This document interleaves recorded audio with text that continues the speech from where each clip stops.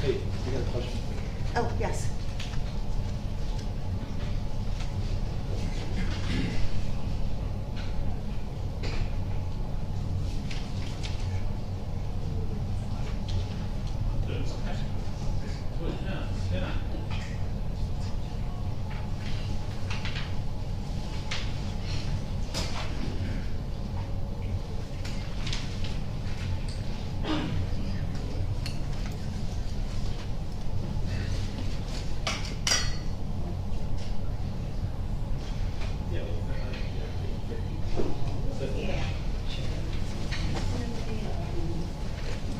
Hey, everybody, we are live streaming. Yeah, I think Kim had the time on, so she said she'd be doing it.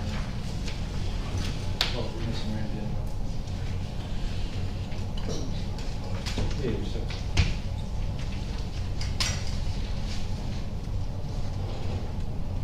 Oh. Right.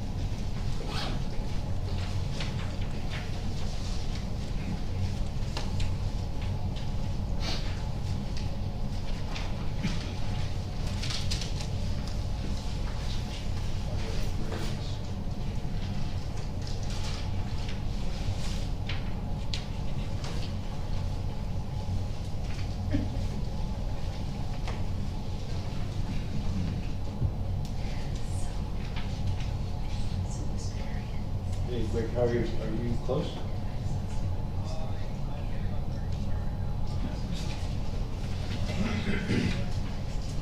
All right. Walk in the back of the room. We can walk in the room. I could sing for you all. Yeah. I'll make it come off. Yeah. Okay. You get a Chinese coffee? Piece of my heart. Not me.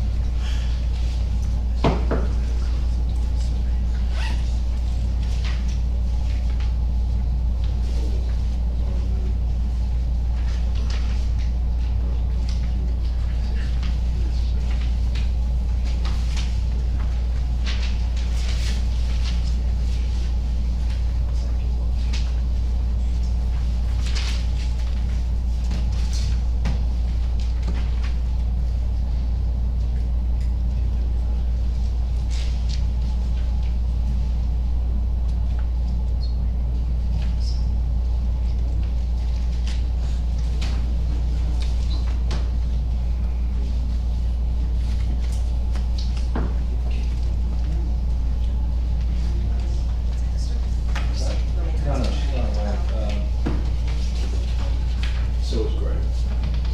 Give her a minute.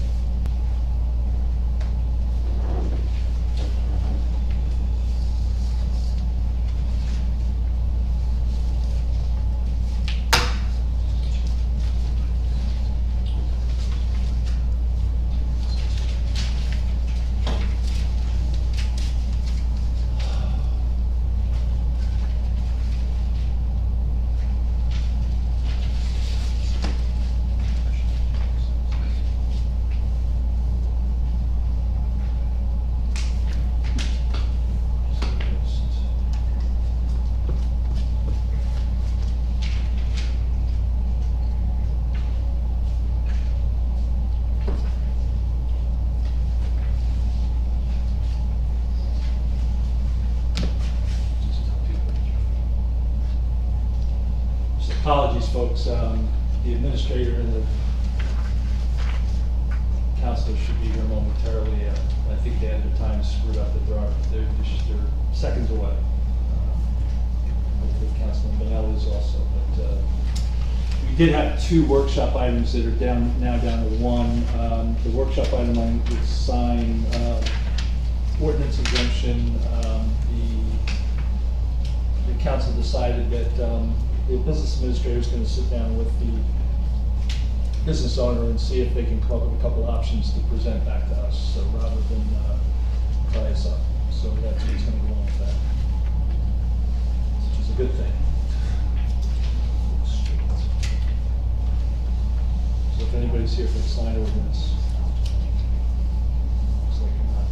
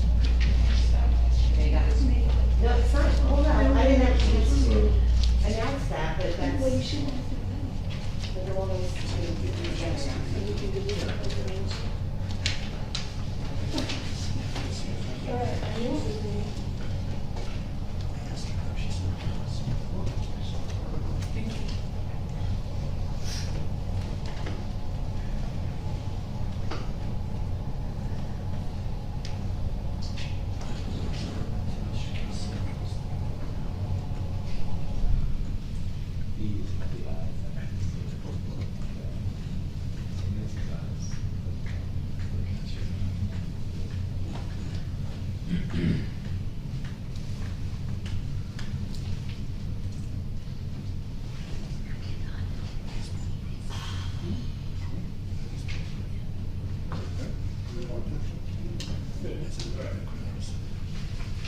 little break.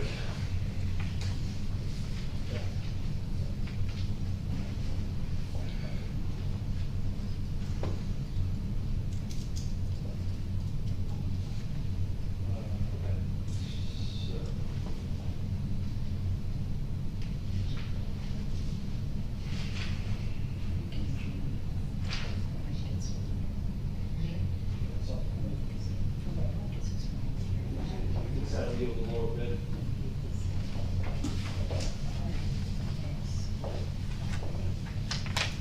All right, cover that.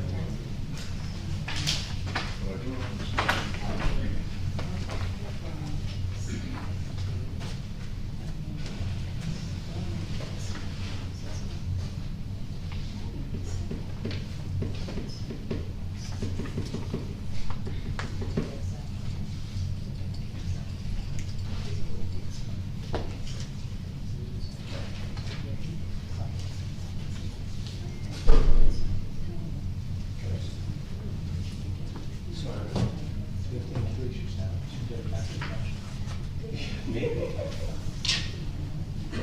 All right, I got the borough attorney. Where did the DA go? She went to the bathroom. She what? I think she just walked into the bathroom, so okay. Oh, bathroom, okay, that's a lot. As soon as she's out, we'll get started. Listen, Councilman Bell, but we'll get started. Yeah. Pushing 10 minutes.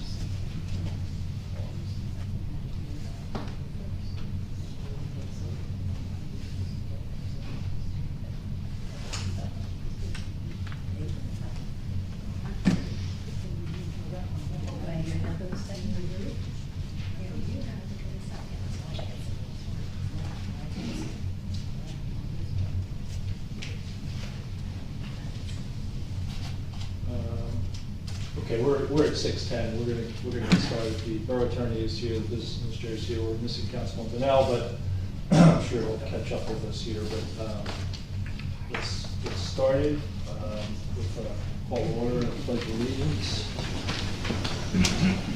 Pledge allegiance To the flag of the United States of America and to the republic for which it stands, one nation, under God, indivisible, with liberty and justice for all.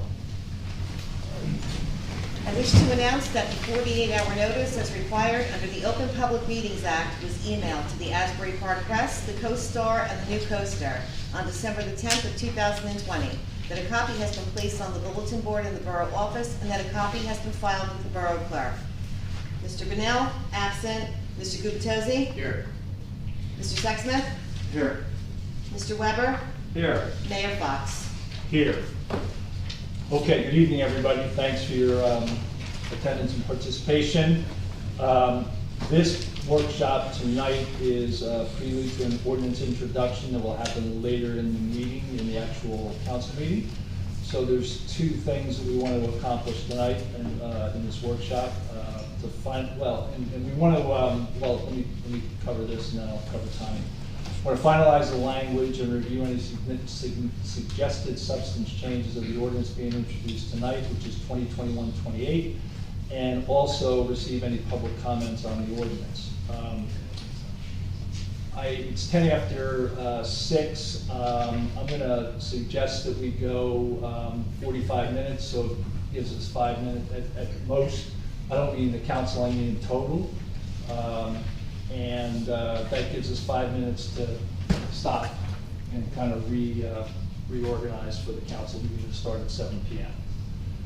Okay, so we could start with number 1, which is finalized, and I'll keep an eye on time after you will too. So we got 15, 20 minutes-ish for both. Absolutely. Okay, thank you. Okay. Okay, so first, to finalize language and review any suggested substance changes of the ordinance being introduced tonight. So let's start with that. I don't know if anybody wants to start, or I can start. Good. No, good. All right, well, I'll start with suggested language changes. I actually submitted these to our clerk and to the council Friday, shortly after we received the first draft.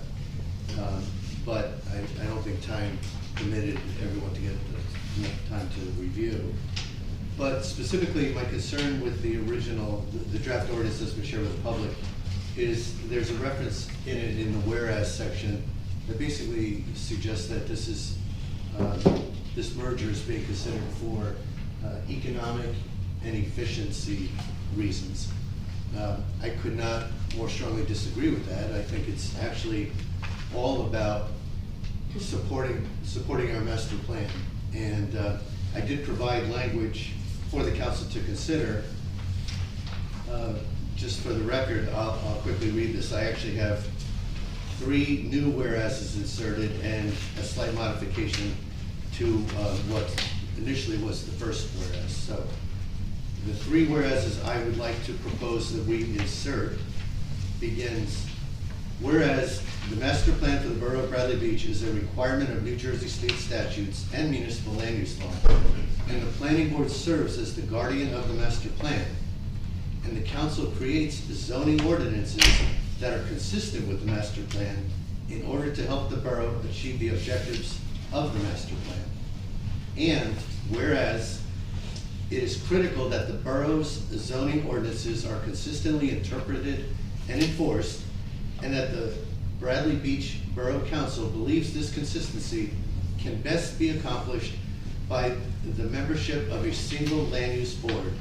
And whereas over 2/3 of eligible municipalities in Monmouth County utilize a single land use board, suggesting that this is likely to reflect best practice for municipalities with less than 15,000 residents.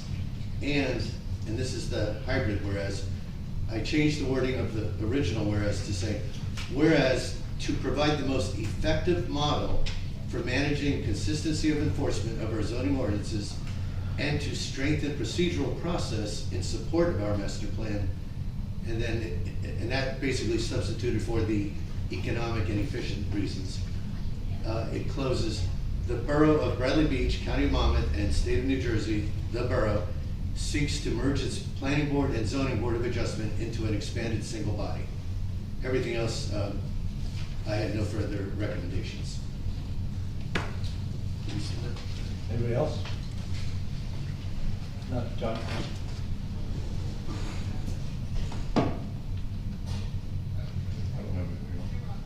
Okay, I don't agree with those changes. What I would suggest we do is, in the first whereas, just strike the for reasons of economy and efficiency if Councilman Lubatesi feels strongly about that. And the reason I say that is I took a look at this draft, and I think some of that language has suppositions in it. I don't think we should have suppositions in an ordinance. I don't think we can call something a best practice just by inferring some numbers in that some townships have done this and others have not. In fact, again, well, let's just stick to the language. I just don't think that's, I don't think it's our jobs in an ordinance to frame something like best practices, to frame that 2/3 of the land boards have done this, because I just don't feel that we should. So I would prefer to keep it simple, and if we want to strike that first sentence, I have no issue with that. The only other change I would suggest in this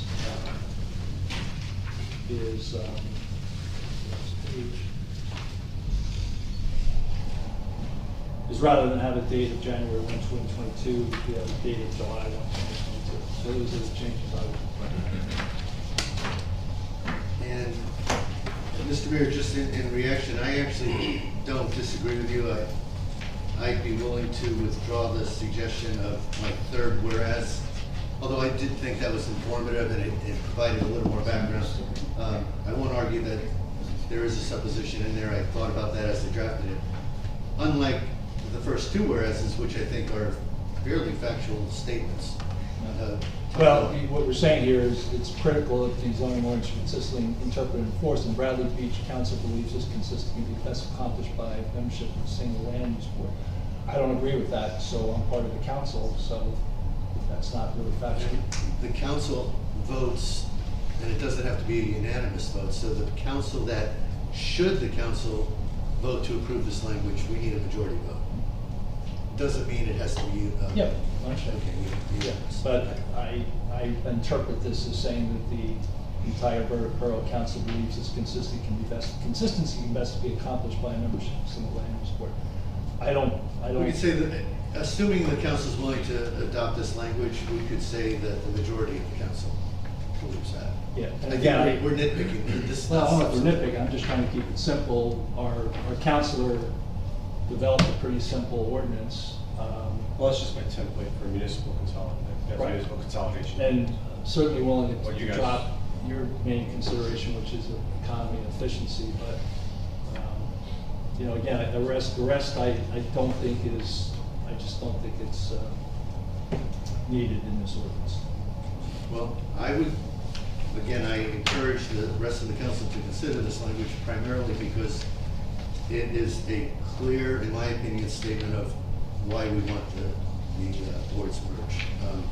To me, and maybe it's only me, we'll determine what others think, it's all about consistency with the master plan.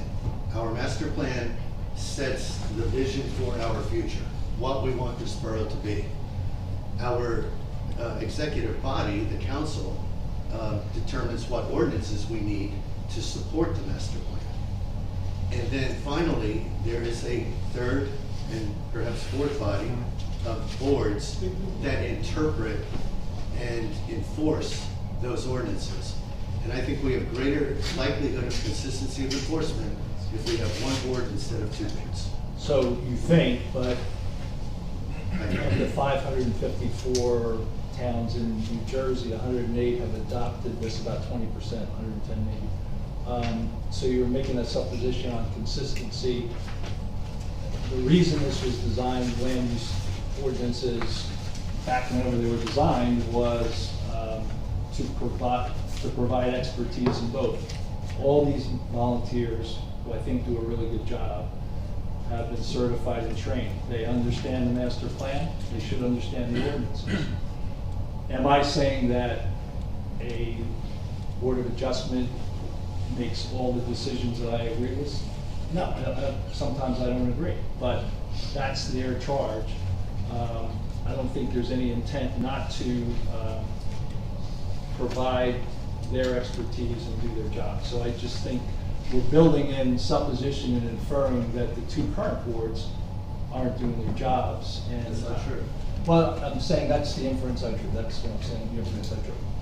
So The, that's why I'm saying if we keep it very simple, we don't get into that kind of. I think any ordinance is serving the public best if we provide the public with an understanding of the objective of the ordinance. So watering down and or eliminating whatever the majority of this body believes is the reason for having this ordinance, I think is doing an injustice to ourselves and to the public. Your fact about 20% of all municipalities in New Jersey is really not worth sharing with the public because many of those municipalities aren't allowed to, they're too large. They're not allowed to merge the boards. Oh, yeah, they are. Through referendum. Through But referendum. only Monmouth County, and I've heard many of our residents who actually raised concerns to me, said, what are local municipalities doing? What are prevalent, if not best practices, of local municipalities? And of the Monmouth County municipalities, 53, almost 70%, 69.2%. I believe the number is 39, let me get my data. I believe it's, for the record, 39 total municipalities are eligible to merge. They have 15,000 or less. Of those 39 that are eligible, 27 have merged. And that percentage is 69.2%. 69%, more than 2/3 that are eligible have merged. So I just want to make sure the public is, whether you agree or not, I want the public to at least be aware of the facts. Yeah, well, and I guess the other facts that we're trying to gather, which our clerk is in the process of doing, is where are they with those boards? What's the feedback? You know, we've heard anecdotally that everybody's very happy with it. Well, that's not, some of what we haven't seen, I haven't seen your final report, but I saw some of the preliminary, that it is a mixed bag. Like Spring Lake Heights, who just did this, very slow, lack of quorums, struggling with that. Avon, mayor doesn't show up, council doesn't show up, councilman rep, because they're always recused. So it's not this nirvana that I think we're projecting. And again, I don't see, we don't lack volunteers. We don't lack very intelligent volunteers that have been certified. And I think they've done a pretty good job. And I'm sorry, Councilman Weber's been praising Sam for 10 minutes. I want the record to reflect that Councilman Bonnell has been here for the last 6 or 7 minutes during this tennis match. And so I would like to see this happen on January 1st, not July 1st. I want to ask our attorney if he saw these changes that Al's whereases as opposed to your whereases. Have you seen that? Yes, we're looking at them right now. Do you have any problem with that? I mean, legally, it's just your statement of reason, so it's fine, whatever you have up there. So I agree that supporting the master plan is the main objective here. Sure, there's economies, sure there's efficiencies, sure we're gonna save a few bucks, but if that's not the main reason, I'm happy to go with the whereases that Councilman Gubitosi has stated. I know the mayor said there's gonna be public comment. I just wanna remind everybody that when we change this new format and we're down here, we're doing workshops at 6 o'clock, the idea of the mayor's plan was to not have public comment. I'm going to make a motion to get public comment at the first meeting we have like this. So I'm glad we've adopted public comment, so if people get to comment tonight, I hope they appreciate that, because that wasn't the plan originally. You know, I've stated my case on this. Of course, I agree with merging the boards, and primarily because we need to support the master plan. If people that don't agree with it, please let me know. I'll take you on a tour of this town. I will take you on a tour of this town, and I will show you where the boards have created conflicts between neighbors. I will take you on a tour and show you where there's unsafe situations in houses that were built. You know, the purpose of planning and zoning is to avoid conflicts between neighbors, is to make sure they don't arise in the first place. That's one of the purposes of planning and zoning. And it's also to protect neighbors. It's not to let people build their dream house. And it's not to let people turn their house into an ATM. It's to protect the existing property owners. And I think we're going to be much better off once we merge these boards. I just want to correct something that you said, Councilman Weber. When we started the process of workshops, that was a team recommendation, a group that worked on the workshop process. That was not my definition. When we sat down in this format for the first time, there was not going to be public comment. Correct. I had to make a But motion. your inference is that that was my call. It was actually the call of that team that got together and said, this is how we want to format the meeting. Well, it's great that a team that didn't include the whole council decided what they thought the council should do, but I'm just. Which again, we One council person. communicate, yeah. Okay, any other comments? I know you mentioned our clerk has at least begun a process of collecting some information. I know Councilman Bonnell has spent an inordinate amount of time talking to people live and or exchanging emails. Can I call you Mr. Bonnell? I don't know if I would call it inordinate, but I have spent some time. I've talked to all the municipalities in Monmouth County that have merged boards.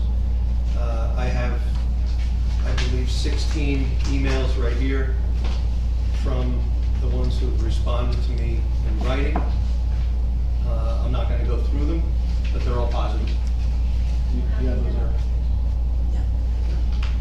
I thought you were gonna give those to Eric. I brought them. Oh, okay. Yeah, they're here. Okay. Oh, okay. He has the paper. Okay. There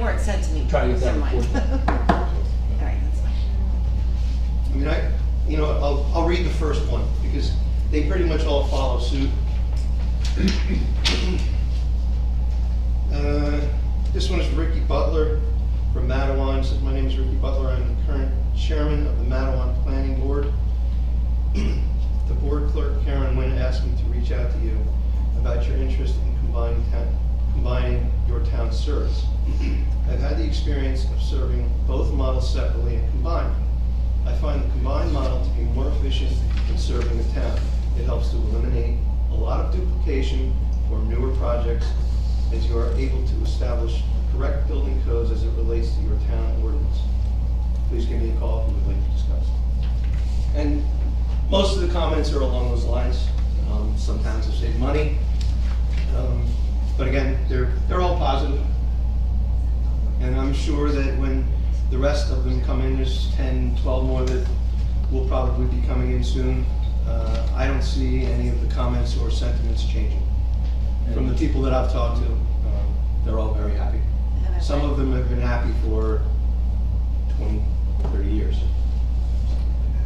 So, well, why don't you get those and we'll combine the report, because I think some of yours were kind of mixed bags, so we'll just combine the report and we'll report out.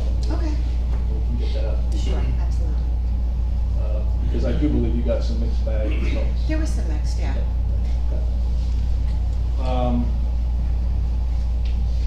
Are there any more comments at this time? So I guess we can turn, so it's 6:30, we can, 20 minutes-ish, turn it over to public comment. Before we go to public comment, I have a question. On the public comment, are you still looking for the wording of the ordinance or in general public comments? Because I have something in the wording. Well, if you want to submit the wording, that would be fine, because we're not finalizing the wording. We're going to finalize that over the next few years. Post-introduction, as long as it's not interior, we just, unless. No, it's just the classes, the way you Yeah, have you it can just say written.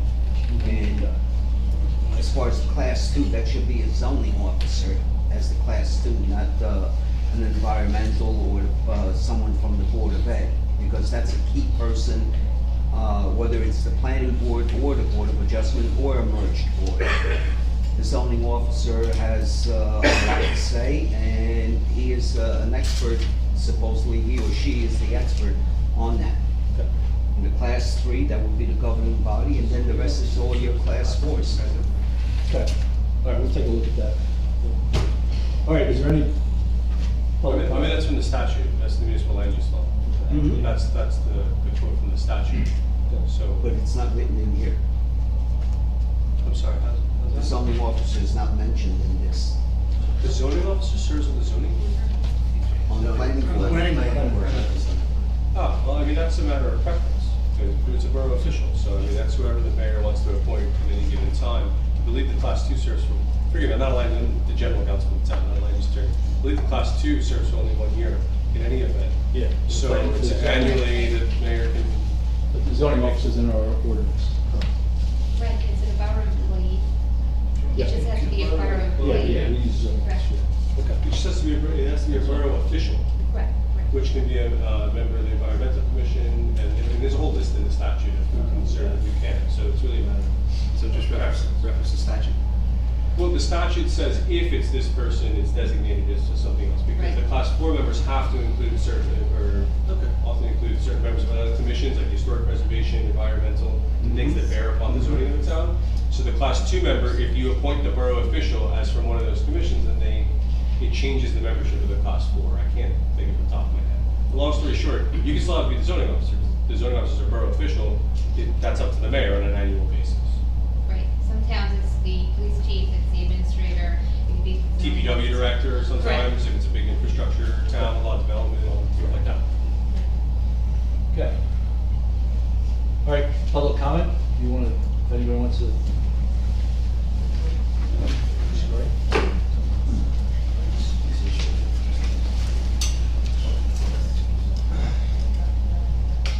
Terence Wright, 406 Madison Avenue. Before I start on my comments, I'd like to ask a question. I did some research on the NJSA 40:50D-25C, parentheses 2. It says, it is possible to merge boards in all municipalities, however, regardless of population, NJSA ordinance authorizes any municipality of any size to have a combined board, comma, but the ordinance is subject to voter referendum. Now, to me, that says any municipality in the state can do an ordinance to merge, but they're subject to a referendum. So why are we not subject to referendum? The statute was changed in 2015. Anything under 15,000 doesn't have to have a referendum. That's in writing somewhere, because I couldn't find it on the net. It is. I'd like to see a copy of that. So if you just Google the statute, it brings you to the 2013 statute. I'm quoting from the Google statute. Right, so you need a subscription to the legal service to get the most current statute. You probably have been. So the net's 6 years behind? Yeah, well, it's 8 years behind by what's free on the internet. That's That's why they charge us lawyers for the rest of it. So now stipulates under 15,000. It was under 5 ordinance and they raised it with to no- under 15. Yeah. Okay, so getting back to the last meeting I was here, the mayor, I believe, had made a comment that he would like to table this till the new year because we have more pressing issues to discuss.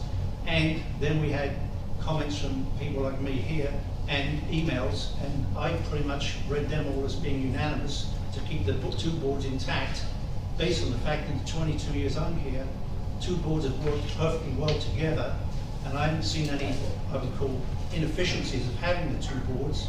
And to me, the thing I like about the two boards is, as you say, one is kind of setting the rules and the future for the master plan.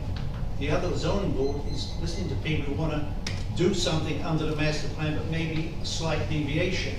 And then they have a, they have a shot at getting a variance approved, 1 or 2 or more, and get that done. For example, I mean, if the setback's 5 feet on a property, and I'm saying, well, I'm building a house, but I have 4 feet 11 inches, I would hope the zoning board would allow a 1-inch variance. But it sounds to me like with this one board, they set the rules, and you comply with them or you don't. There's no gray area, it's black and white. It's almost like a dictatorship with one board of variances too. And to me, they police each other, they keep each other in check. And to me, two boards with 7 or 9 people, whatever it might be in the town, 18 people having a decision is better than 9 people. Just like I think it's better on a referendum for the town to have a decision than 4 people running the council. And in fact, it's only 3, it was 3 to 1 vote goes. So you've got 3 people going to make a decision for 4,200 residents, whereas a referendum, you can get a majority one way or the other, and at least you know you're going in the right direction.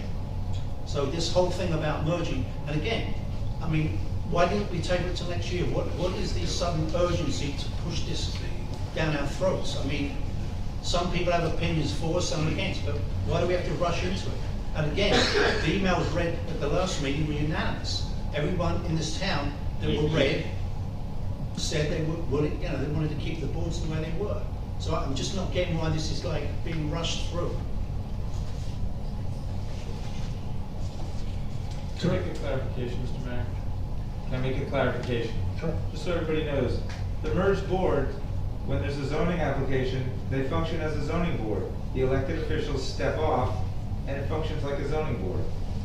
That's that. It's not that it's. But you don't They have never to- granted a variance. It's that one body, when they have a zoning application that's asking for a variance, the electeds come off, and it functions just like our zoning board.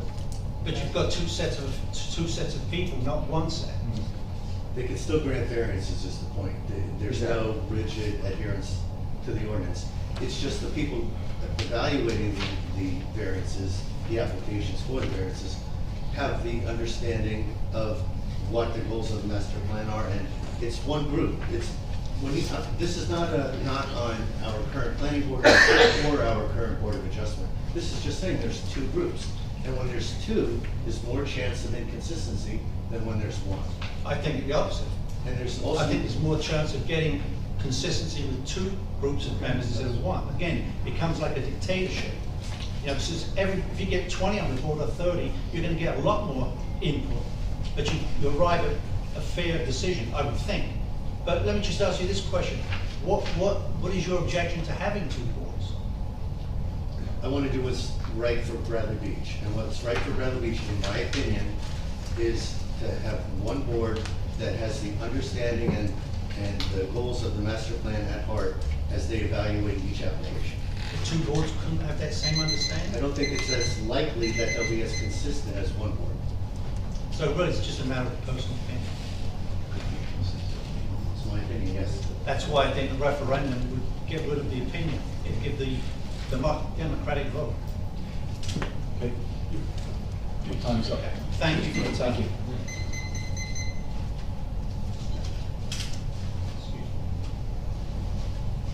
Oh, I'm sorry. Anybody else? Yeah.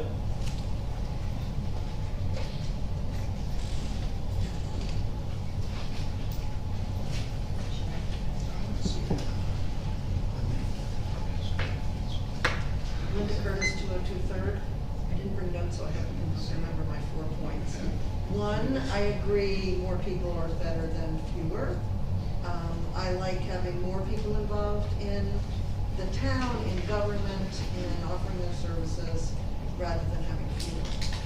Two, to pick up on your point, Al, that if there's one body, the body that owns, holds, devised the master plan is better able to understand the interpretation. Well, that, to me, that only holds if the same people who wrote the master plan are still on that body. As people roll off and new people come on, they have to be brought into the understanding, just like a separate zoning board. So I think that it's certainly possible for others to understand the master plan. Three, my understanding is there is a affordable housing work that has to be done, which would include work by people who are on the planning board. And so it sounds like they're gonna be busy in the next little while. Four, I didn't bring it with me, but the ordinance as I read it, the edits to the ordinance as I read it, talk about members or members in class 2 or 4 are members of the zoning board, but if the zoning board doesn't exist, I don't know how you can have members from the zoning board on the planning board. So it sounds like maybe there's some rewrite that needs, or some clarification that needs doing. So, and 4, I don't know what the urgency is. I'm sorry, the last. I don't understand the urgency. Oh, urgency, thank you.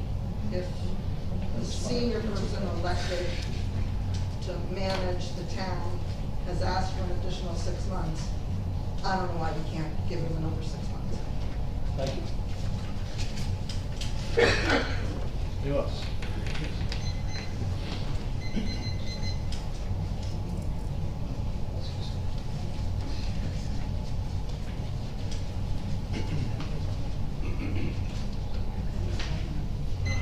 David Fratelli, 212 Evergreen Avenue. Been a resident of the town since the 1980s. I was invited by the past mayor to get involved in the zoning board of adjustment. The reason I was asked was because of my background.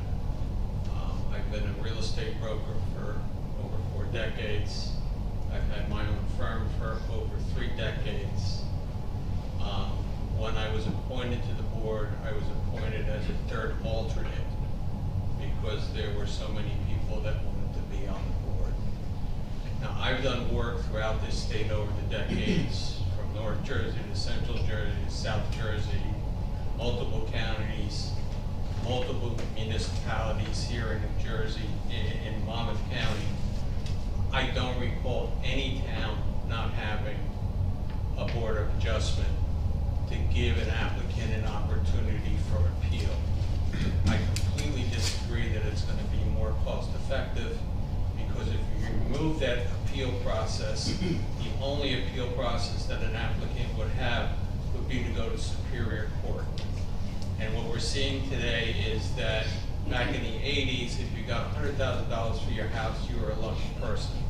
Today, the people that are coming into this town are buying houses for 7 digits, knocking them down, putting up another 7-digit house, they're not gonna think twice about going to Superior Court. And if you know anything about attorney fees, to talk to an attorney on the phone will potentially cost you 4 digits. To go to court with an attorney is gonna cost you 5 to 6 digits, and possibly even up beyond that.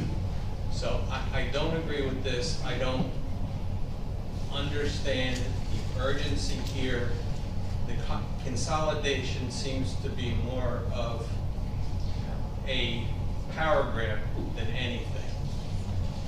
You're taking away the possibility of any applicant to question an approval, and you're only leaving them a legal avenue to go. So as one of the people said, I think this should be left up to the residents of the town, not just a handful of people.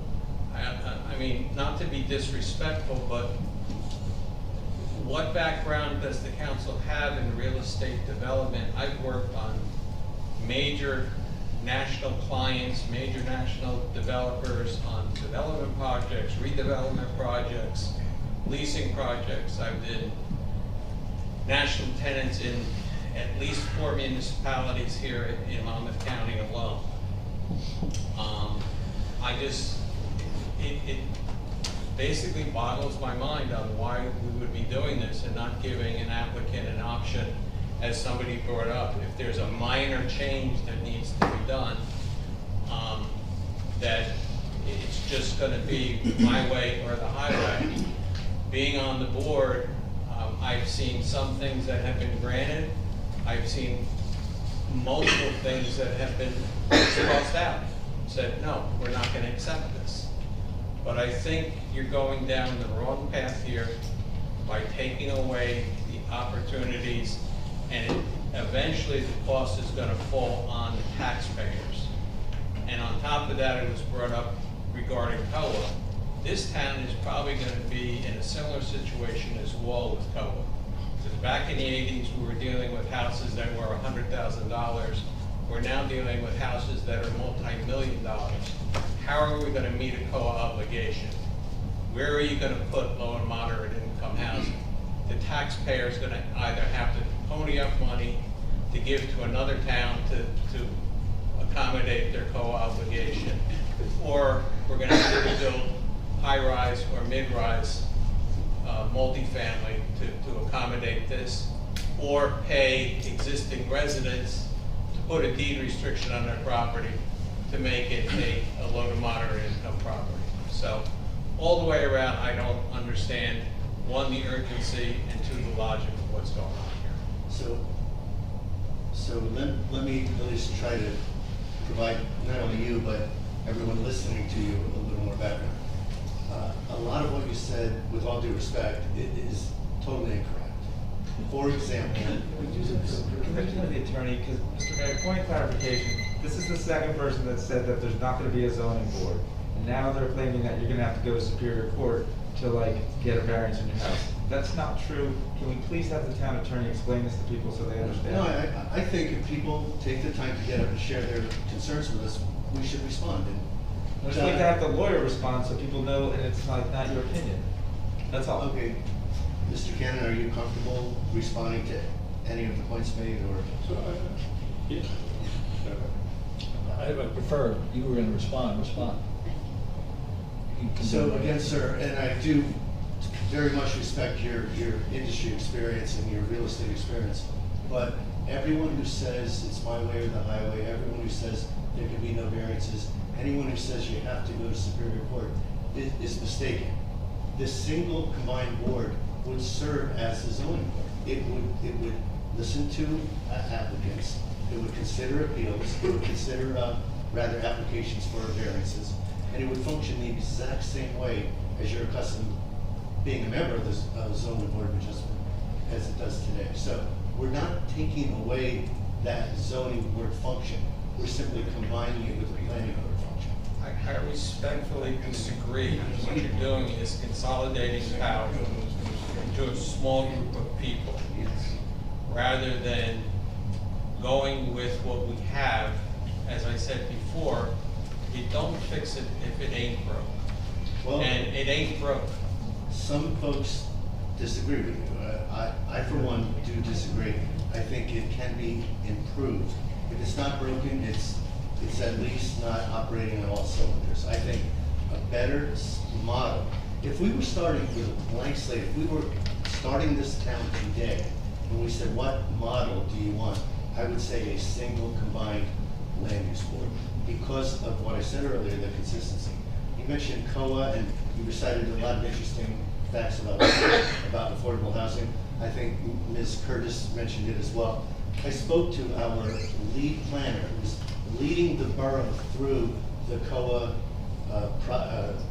requirements process, and she assured me it has, what we were talking about today, potentially merging the boards, will have no impact on that process. A lot of our residents are hearing pieces of truth, pieces of fact, but unfortunately they're jumping to, or they're assuming conclusions that are just not valid. And as I listen, and I'll continue to listen, I want people to express themselves, but I must say, the facts are not fully appreciated. I did jot one other note. You said you thought it was a power grab. So first of all, the folks, whether the council approves this or not, why we're discussing this is because individuals such as myself feel this is a better model. I see no evidence of a power grab. I think someone else said, I think Terry, you said checks and balances. There are no checks and balances in existence today. These are two autonomous boards. There are no checks and balances. They are both great boards, but they are totally autonomous. One does not check the other in any way. They all should execute on the borough's vision of what the master plan wants us to accomplish. That's what they should do. And on occasion, there's inconsistency. And I think we drive consistency through one board. And if that board itself doesn't make the right decisions, so be it, because we're gonna put the best people, and when I say we, and I started to suggest the council, it will actually be the mayor. But the mayor will work with whatever resources he has to identify the best people, perhaps serve someone like yourself, to serve on this combined board. So it's not in any way, shape, or form a power grab. It's a consolidation that hopefully achieves greater consistency. Since we've had so much feedback from residents, of which everything I've heard is that it should be put to vote by the residents of what's good for this town, not just a small handful of people of what's good for this town. What is the problem of putting this off and putting it up to the residents of this town of what they think is the best, rather than what just a small handful of people think what is the best for this town?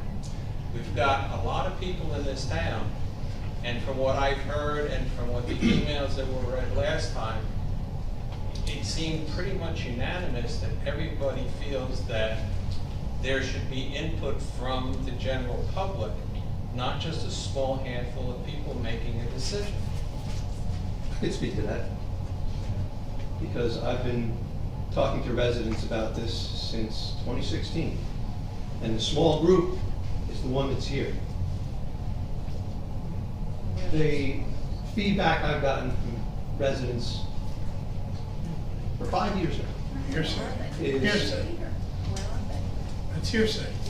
hearsay. Excuse me, this might be the councilman speaking. Doesn't matter on council. Please interrupt me if you want. I don't Mayor. want to be quiet, please. But the point is, I've gotten feedback from hundreds of people. And the group that's here right now tonight saying they don't want it, it's just about the only people that I've heard say they don't want it. So out there, outside of this room with 40 people in it, I've seen that the majority of people now would like to have a license. What would be the problem with putting it up for a referendum? And let the people of the town decide what's good for the town? I've heard already. Yeah, I have emails to read. No, did you? He's 5 minutes? Yes. Oh, you passed 5, I'm sorry, you passed 5 minutes, I'm sorry. If I saw a 50-50 split, I would say yes, render, but I haven't seen that. Because it should be the people of the town make a decision of what's good for this town, not just a small handful of people that make a decision. And if I'm incorrect, I'll step up and say I'm incorrect. But if the townspeople want something, they shouldn't be, we're not in China, we're not in Russia. It shouldn't be shoved down our throats. It's not being, I've heard, No. All right, your time's up, thank you. Thank you. Thank you. We've got probably time for one more person. There you go. Yeah, good. I guess I have one question, and maybe to the point of consistency, Councilman, was ever, yeah, you can call Audit. Is there an option here to have two people serve on both boards simultaneously to accomplish that consistency? Oh, look at it. Yes. Look at it. Right. we used to have what was called a joint subcommittee. They got nothing done. Okay. I didn't say So we joint kinda had subcommittee, that already. But I mean, like, two people serving on these boards. We had a joint subcommittee. No, two people I serving. hear you. on both- I hear you. That's not a joint. The consistency. What's that? I'm sorry? I think the idea was, I said if you had two people that served on both boards, would that help with the consistency? I don't know if it's not. Yeah. Well, maybe we can take that offline. Question. Take it offline. We got room for one more question, yeah. Jim Burns, 401 Fifth. I've been in the building industry for, I hate to say 50 years or so. I've served on planning boards, appellate boards, zoning boards. And my first question to Mr. Gravitosi there is, what is the appeal process then? If they don't go to Superior Court, what is the appeal process? No, you're absolutely right. No, I'm not right. I'm asking you a question. Well, What you're is the thinking appeal that process? your distinction is a good. The other gentleman who's Mr. No, I don't want to hear the other gentleman. I want to hear from you. You go What to- is you the go to appeal Superior process? Court. If you don't, All right, so you said, the other gentleman said you go to Superior Court, He said and there right was away no- you shot him down.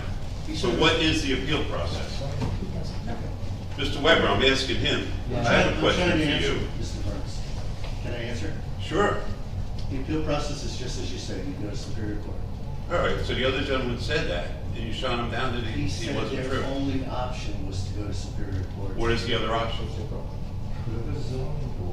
I've stated this a number of times. Okay, The board will listen to an application. Okay, so you have And the the same board will secretary on decide. both boards, right? You have the same engineer on both boards, right? Right? The engineer. You don't know? The zoning board's engineer. So you didn't know if it was the same engineer? Differences I make, sir. It makes a lot of difference. If you're sitting there, you should know what's going on. I don't know where Okay, you're going with this. all right. So my other issue is you have different attorneys, and I'm sure they both get the same rate. So there's no money savings here at all. No. If there's nothing on the agenda for the planning board for the month, you don't meet. The same as the zoning board. Right. You don't meet. So there's no money savings here. This is a political grab, and that's all it is to me. And believe me, I've been in it a lot longer than you have, and Mr. Weber. Mr. Weber, Yeah. you know, that's an insult to sit there behind your mask and laugh. Laughing at what he said. Okay, thank you. So It we're. wasn't a joke. This whole process is a joke. Very Thank you. disrespectful. So we're at 5 to 7, that's we don't have really time for any more input, unfortunately. If you'd like to email additional input, we'd be happy to take all that input. We appreciate everyone's involvement. What's that? Or at the end of the regular meeting, absolutely, yes, I'm sorry. So we're going to adjourn for 5 minutes and start the meeting at 7. Yeah. Thank you.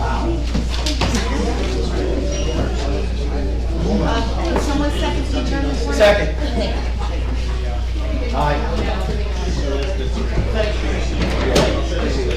That's great, okay, good. Yep, that's fine. Here's your packet. Take something. You were very quiet.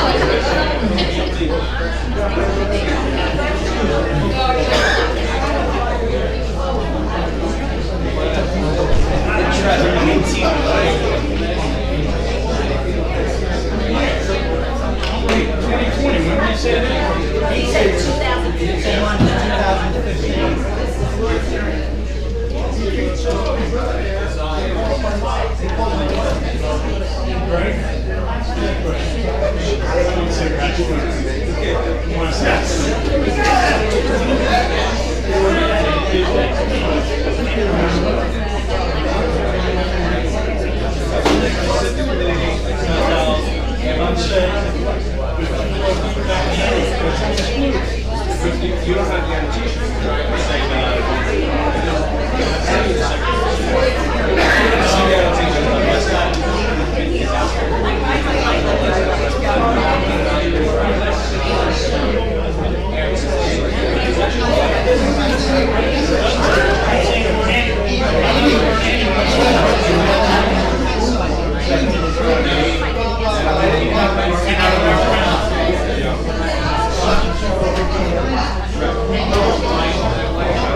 So let's say I take my position, let's say I take my position and you say, you tell the judge just to because they're the ones specifically accepted into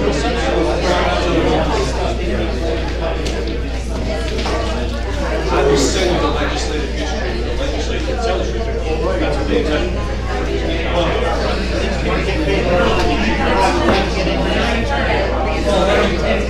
What's that?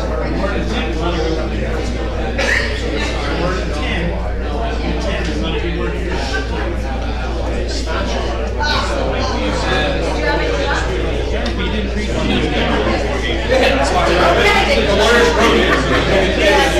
You guys do it, and I make money. All right, we're going to start. Let's talk about the meeting.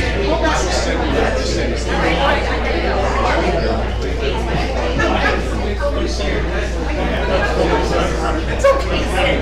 I was going to put it on.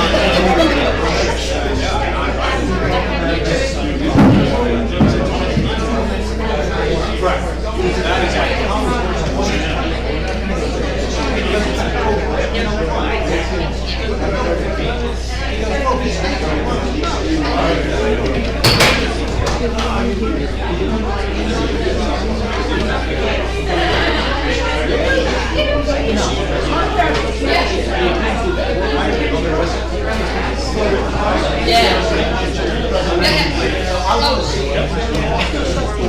all right.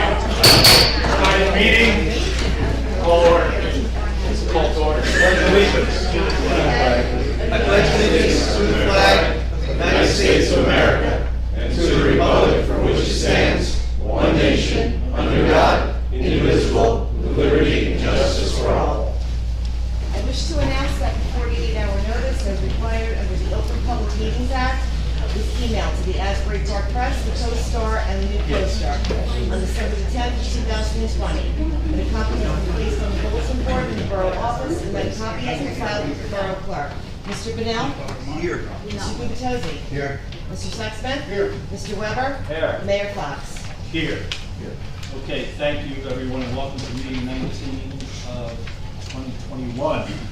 I want to thank anybody who was at our workshop a little while ago, and if we missed you on commentary, you can comment at the end of the meeting.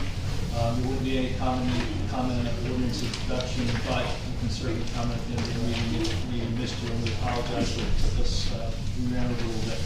Office of Emergency Management, we do have a COVID mask policy effective July 6th. If you have not been vaccinated, continue to wear a mask and social distance when indoors. We ask that you conform to this requirement. We're trying to protect our fellow citizens and children. Additionally, we are on YouTube Live, and we have an email component to that that we've used in the last few meetings. The stipulations is that you have to have full name, full address, and follow the meeting criteria. So we ask that you do that. We have 3 ordinances for introduction tonight and 1 ordinance for adoption. We did certify our September 7th, December 7th council meeting, the 2020 audit. And tonight we'll report on the corrective action plan. And we have, I think we have, yes, there he is. Our auditor, Mr. Steve Wilcox, is on hand to answer any council questions. Welcome, Steve. Thank you for coming down. But you didn't get caught in the rainstorm. The fifth thing on the agenda is presentations, receipts, or bids. There are no presentations, receipts, or bids. The corrective action, I wouldn't call that a presentation. That'll be a subset of that resolution that we cover a little later. I'll now go to the approval of minutes. I'd like to make a motion to approve the minutes of September 7th, 2021 regular council meeting. Do I have a second? Second. Mr. Fennell? Yes. Mr. Gubatose? Yes. Mr. Sexton? Yes. Mr. Weber? Yes. Mayor Fox? Yes. We'd now like to also make a motion to approve the minutes of the executive session of September 7th, 2020. Mr. Fennell? Yes. Mr. Gubatose? Yes. Mr. Sexton? Yes. Mr. Weber? Yes. Mayor Fox? Yes. Agenda item number 7, public comments or questions on the 8:30, I'm sorry, on the the September 21st agenda. So does anybody have any questions or comments on agenda? Okay, we'll move to number 8, ordinances. There are 3 ordinances for introduction tonight. The first is 2021-27. It's an ordinance amending Schedule 8, all-way stop intersections, and Schedule 6, through streets, and Schedule 5, one-way streets, attending to Chapter 9, traffic, in the borough's revised general ordinances to implement new regulations on 2nd and 3rd Avenue, and a new stop sign on York Avenue and Madison. Are there any council comments on this ordinance? Mr. Mayor, I think just for the public's benefit, anyone here who isn't familiar with this, there was an extensive amount of work done on 2nd and 3rd Avenue, basically extending the median that already existed out towards Main Street. The good news is it created additional parking, I think 21 spots, and I hope a lot of the residents have shared with us that they think it's also added to the attractiveness of the streetscape. So we think a lot of good was accomplished there. There have been a couple of residents who have raised concerns specifically about the fact that in order to accomplish what we did, we had to create a one-way direction for 2nd Ave heading east and a one-way for 3rd Avenue heading west on the 600 block only.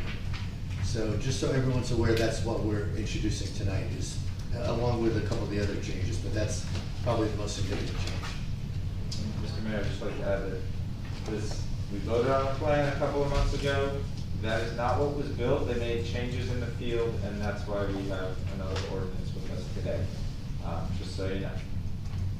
Appreciate it, Councilman Weber. Okay, we'll close council comments on 2021-27. I'd like to make a motion to approve 2021-27. Mr. Fennell? Yes. Mr. Gubatose? Yes. Mr. Sexton? Yes. Mr. Weber? Yes.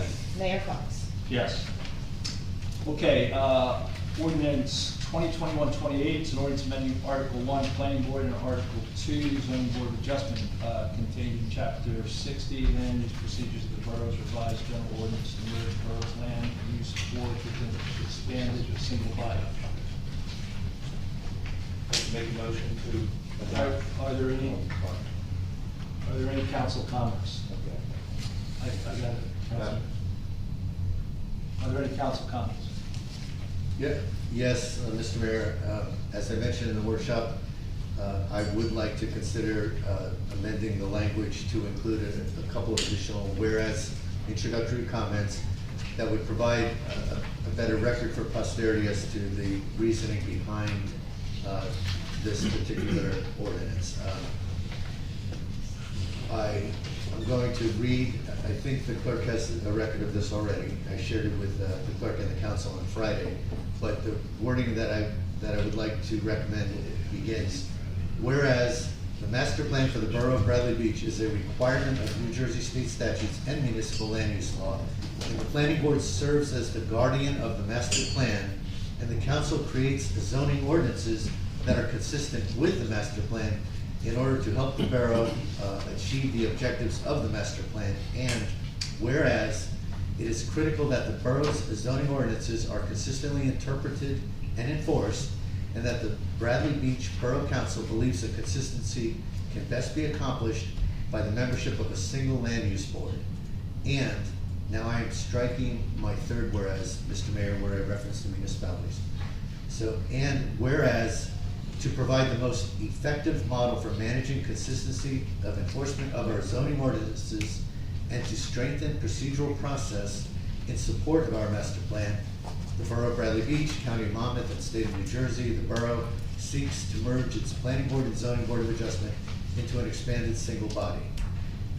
I'm not making any other recommendations for change, and Erica, just so you're clear, in my original draft, the third whereas I've deleted. That's my recommendation. Okay, I guess a couple points. One, the procedural processes we talked about strengthening. I guess there's a lot of work been done over the last year on Chapter 450, and we've seen the benefits of those procedural process improvements. What I'm always reticent to do when process improvements are put in place is to start changing organization, so hence my reticence to consider this at this time. I did say, communicate to the council that I would be more than happy to entertain this in January, but I just felt as though we had too much on our plate at this moment in time. I will make a couple other comments to get them on the record, and then we'll certainly move to vote on this introduction. I think these two boards are unique. They empower by statute decision-making by citizens that are not elected. They're important, serious positions. The participants are certified. I don't want us to see begin to obscure roles or burn out some of our volunteers. My fear is that sometime in the future there could be issues that are operative with one board versus two. People in this community are among the best volunteers in the county and state, and we're really going to discontinue some of that service and certification that those people have, which is unfortunate. The primary reasons via the textbook being the New Jersey Planning Board and Zoning Board of Adjustment 2021 edition, talks about two things, either budgetary issues or volunteer issues, which again, I don't think we have either. I think we can gain the consistency in other ways that councilmen, primarily, I think, well, I shouldn't say that some councilmen believe that is not operative. I've heard resident feedback going both ways, primarily going the way of not combining, and I spent a pretty good amount of time last year knocking on doors and talking to a significant amount of our residents, and this didn't seem to be this burning issue. But there's other issues that are burning that we're not getting to, which is unfortunate. Those are my comments. Any other comments? If not, we'll close council comments on 2021-28, and I assume somebody's going to want to make a motion to approve 2021-28. I'd like to make a motion to approve 2021-28 with the whereas statements that Councilman Guptosi just read. Second. Mr. Benel? Yes. Mr. Guptosi? Yes. Mr. Sexton? Yes. Mr. Weber? Yes. Mayor Fox? No. Okay, let's move to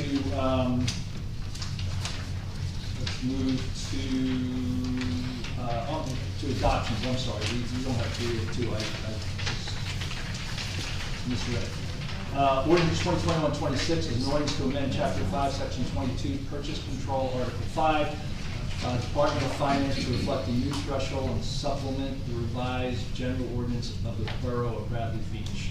We'll start with any council comments. Any council comments? Okay, if there are no council comments, I'll make a motion to open public comments on ordinance 2021-26 and we'll ask to limit comments to 3 minutes. Do I have a second? Mr. Brunel? Yes. Mr. Gubatose? Yes. Mr. Sexton? Yes. Mr. Weber? Yes. Mayor Fox? Yes. Okay, communications, we have one item related to Shade Tree Commission. Excuse me, Mr. Mayor, we gotta have the public comment. Oh, I'm sorry. I'm restricted. I like trying to get class with the meeting, but yeah. I'm sorry. Make a motion to open public comments, 2021-26. I did that. Have a second. Do it again? Yes, we did that part. Okay, do we have any public comments? Yes. Carrie. Sorry, Bill. Sorry, folks, in my. Can I my stand here motion and to speak move, loud? was in- William Shook, 110 Fifth Avenue, Bradley Beach. I have a question on it, and that is the aggregate cost. Why such an odd number? It's actually the bid threshold Okay. that the state of New Jersey sets.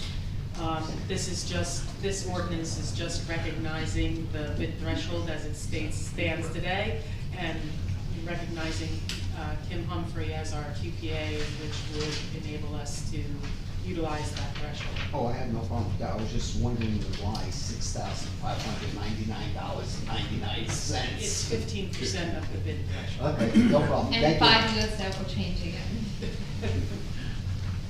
Okay, any other questions on 2021-26? If not, I'll make a motion to close 2021-26 and move to adopt. Second. Mr. Brunel? Yes. Mr. Gubatose? Yes. Mr. Sexton? Yes. Mr. Weber? Yes. Mayor Fox? Yes.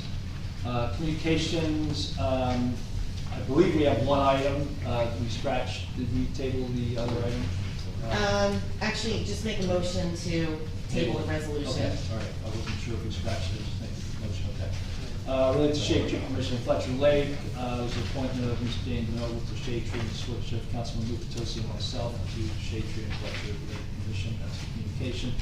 I'll make a motion to table the request of Plastic Wave Product to conduct a yoga and meditation non-profit fundraiser at Lake Terrace Beach on Thursday, September 23rd through the 21st, from 6:30 to 7:30. Councilman Weber made a good observation that that's going to get us into the dark, and we haven't gotten a response yet from the Plastic Wave person, so. Can I just ask a question, Mr. Mayor? Yeah. So since it starts essentially 2 days from now, I mean, we could table it, but then if we're not gonna take action on it or whatever, you know, if it requires council action, they're gonna miss out. Can I be given the authority that at the time that it's happening, it's within daylight, that I can can I grant permission? If we give you authority, so how do we do that? Just acknowledge the fact that the time may be different. Well, I kind of mostly want to hear from the police, like, do we have any problem with them being out on the beach and dark? I mean, usually we don't, like. No, we're not afraid of the dark. No, I know you're not afraid of the dark. I'm just wondering, then probably. No. Yeah. I don't think it's gonna be pitch black tonight. No, of course not, but I just wanted to just be cognizant of that, do they know that they're asking to be out on the beach at night? So- Yeah. We're out on the beach at night all the time. I think what our borough administrator is offering, that we leave it in the lineup until we get there and we make some comment that she has the authority to. Yep. That sounds good. Sounds good, so. Yeah.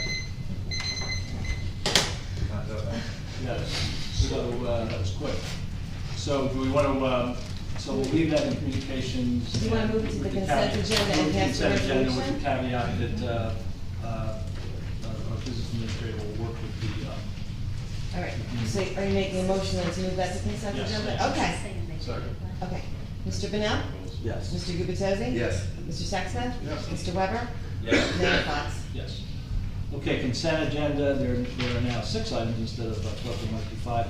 The bill list for September 21st, 2021-236, the approval to waive interest fees on property and sewer taxes for direct debit ACH bank returns. 2021-237, authorizing refund for sewer tax overpayment of 213 Fifth Avenue. 2021-238, authorizing escrow refund for 604 Madison Avenue in the amount of $247.50. 2021-239, authorizing a Zubo rental refund of $250 to Abigail Zollner.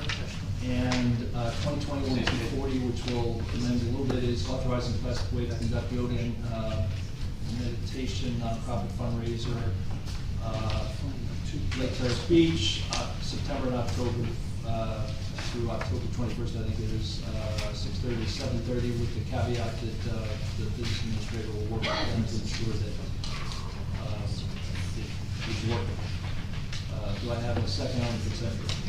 Second. Mr. Cannell? Yes. Mr. Gubatose? Yes. Mr. Sexton? Yes. Mr. Weber? Yes. Mayor Fox? Yes. Okay, we have three resolutions. The first one will take a little bit longer. It's 2021-241, the audit corrective action plan for the 2020 audit. I believe that our CFO is going to go through that corrective action plan and take us through that.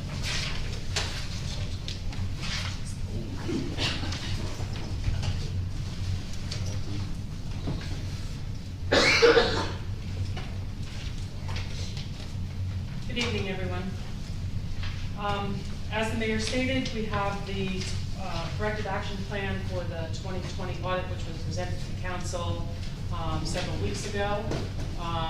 As part of the state requirement, the borough is required to adopt a corrective action plan, which addresses any audit comments that were found in the 2020 audit and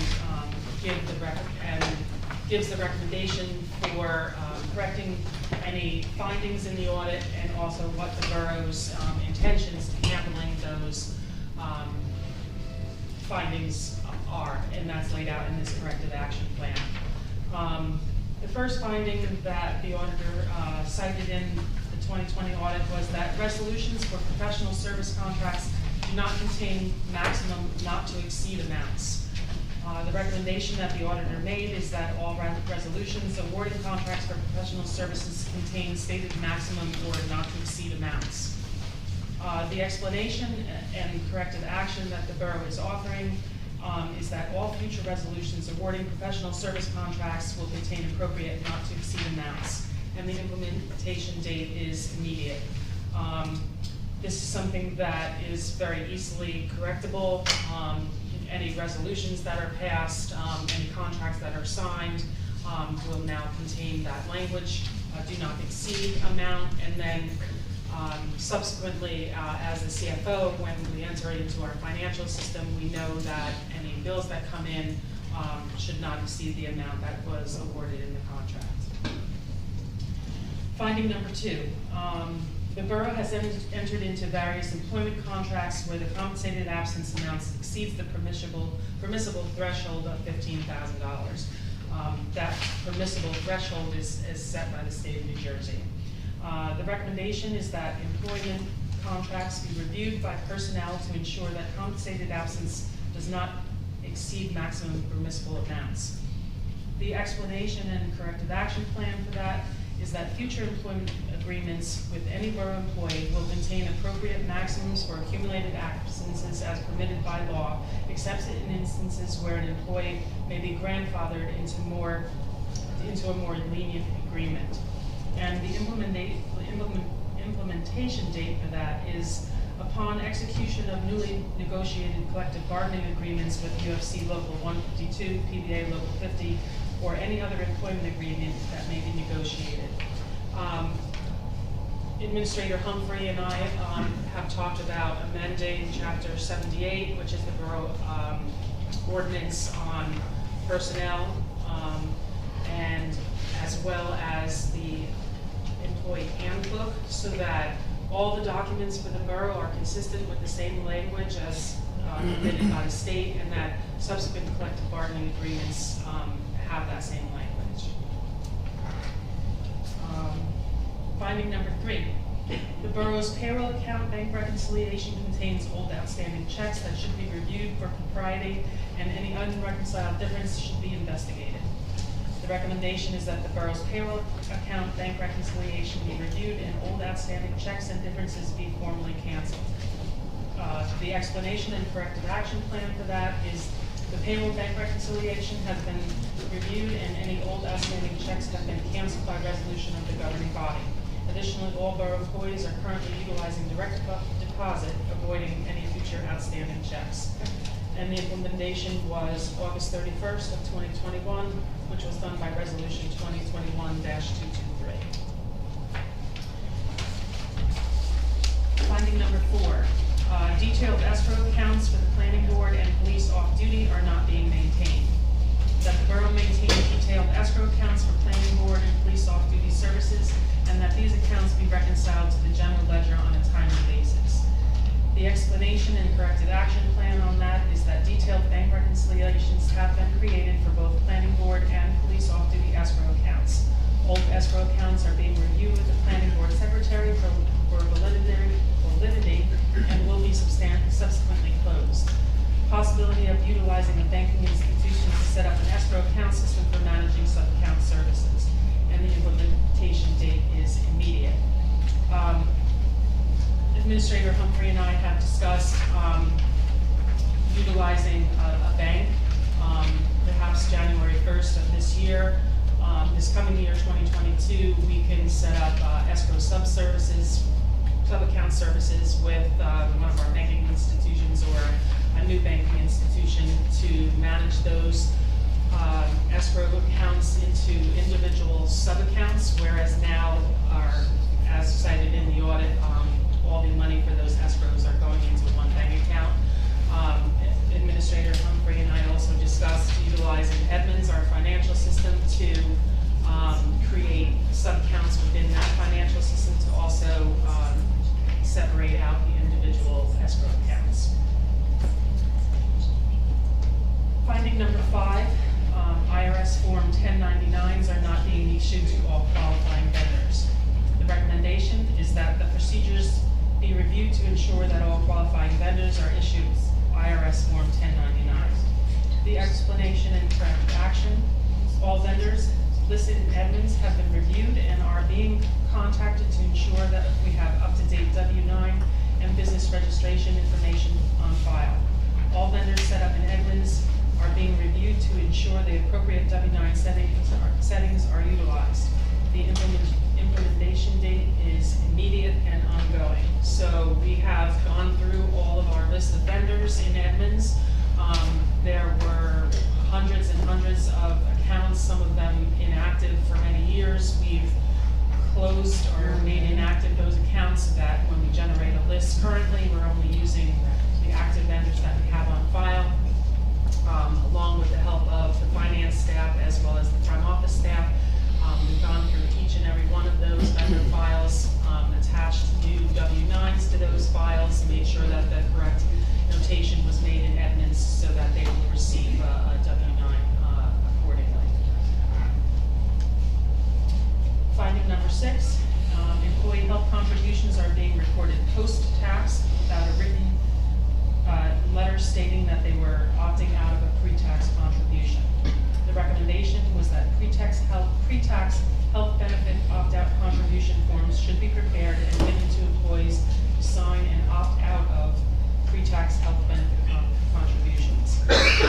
The explanation and corrective action is that all employees who receive health benefits through the borough have been given a memo to sign and check off that they are to receive either pre- or post-tax medical deductions.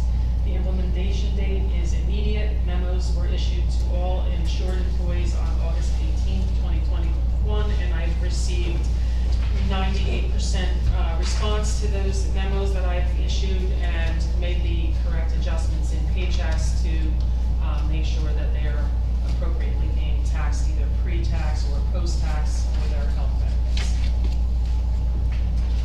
Finding number 7, there was a reconciliation difference for $44,669 between the general ledger accounts and the bank reconciliations.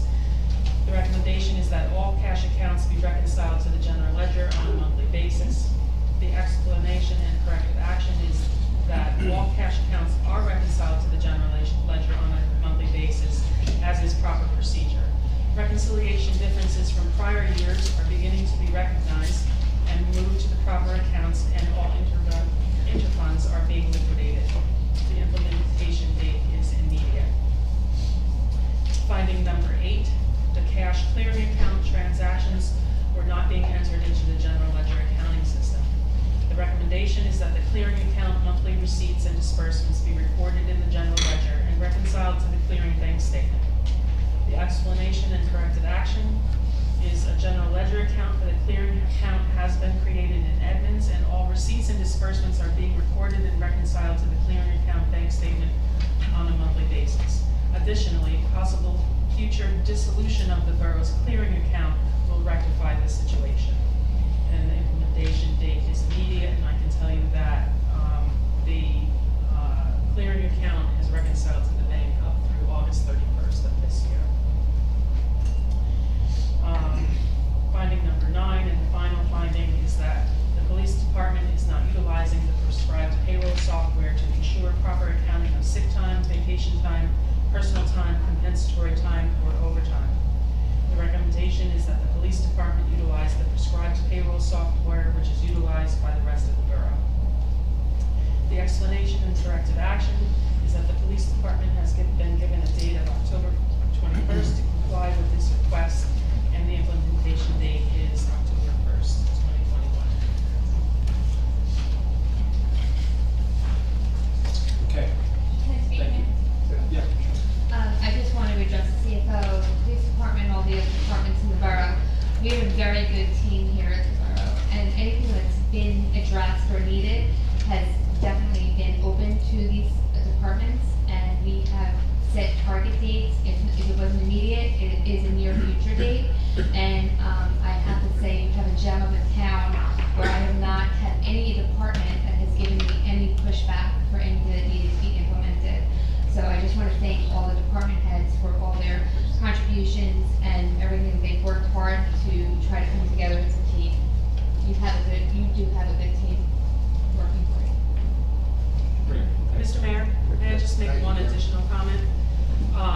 I also just wanted to say that, this audit form, as compared to the audit forms that you have been receiving in past years, may look a little bit different to you.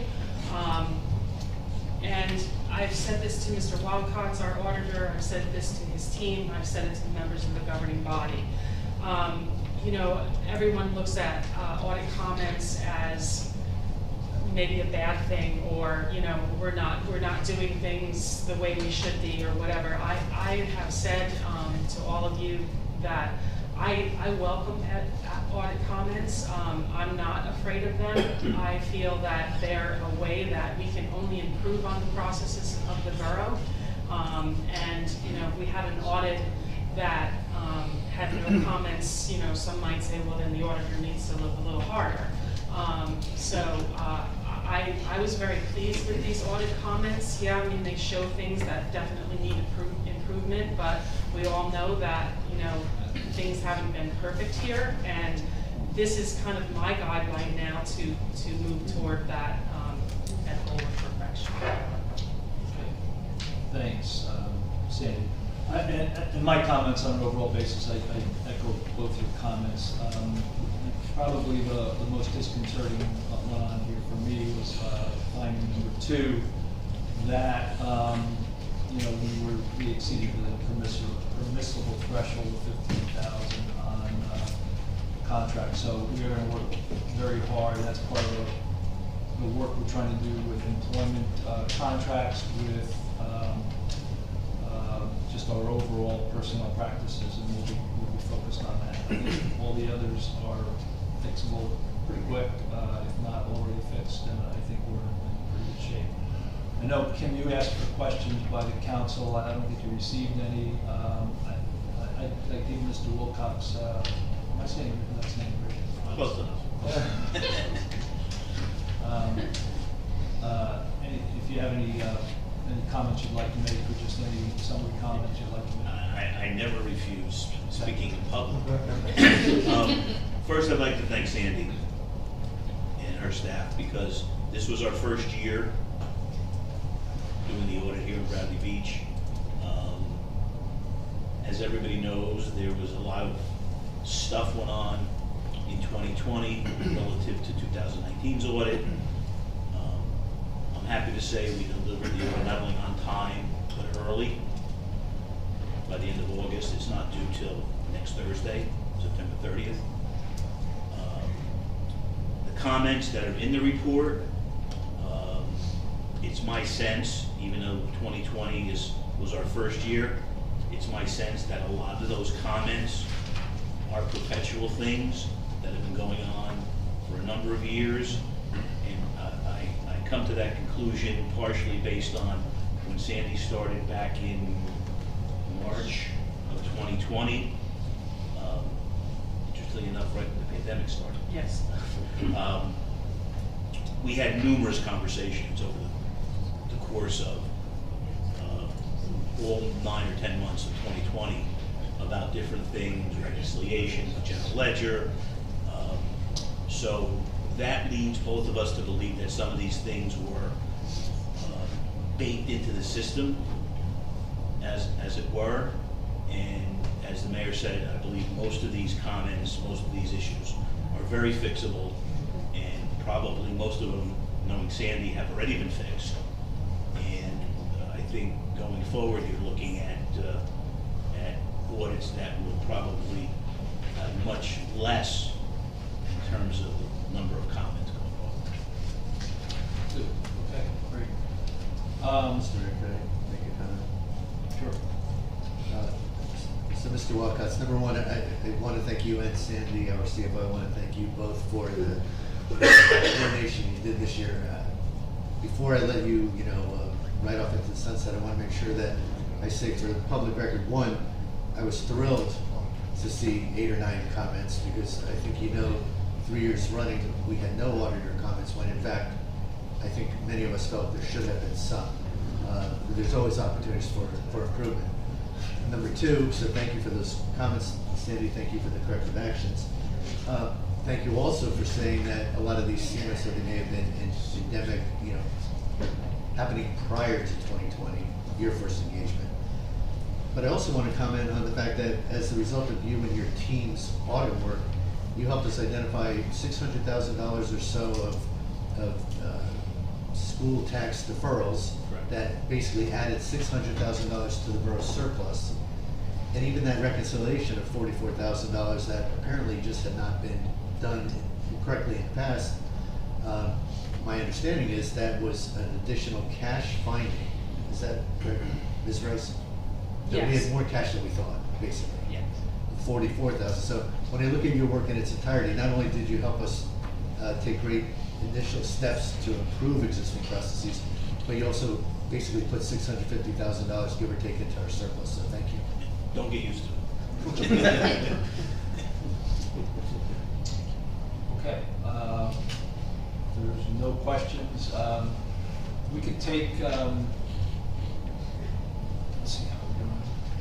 We can take a few minutes for any public questions, in case there's any public questions.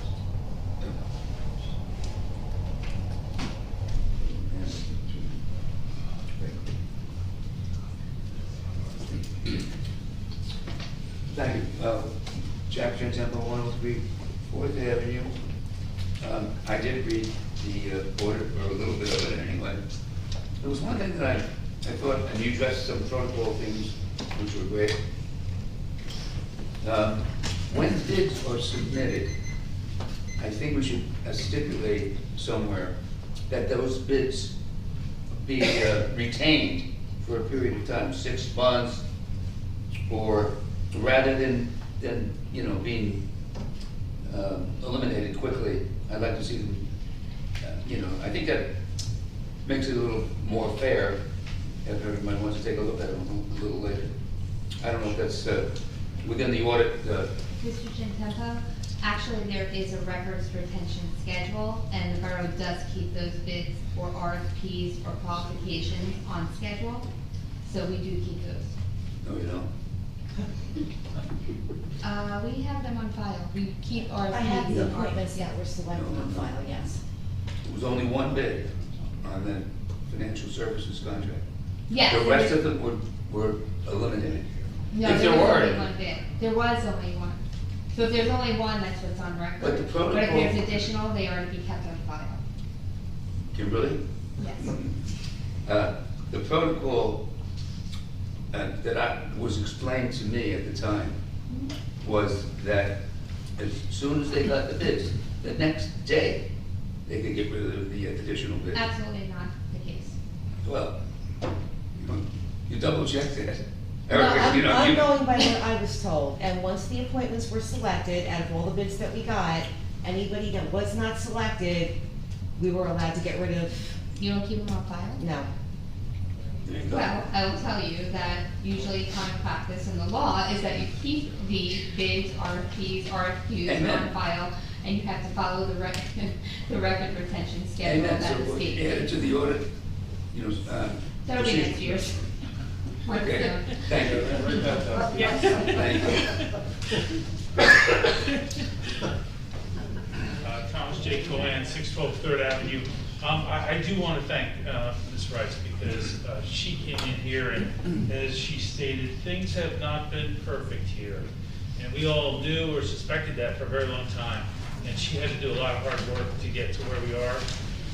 To reiterate Councilman Gubatosi's comments, recommendations for 2017, none. 2018, none. 2019, none. So, Mr. Wildcat, you did a fantastic job here, sir, and I just have a few questions. Are you going to answer questions? Oh, okay.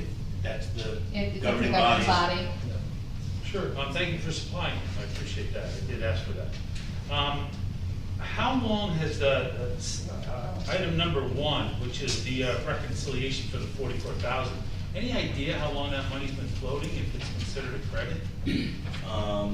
Again, our audit was for 2020.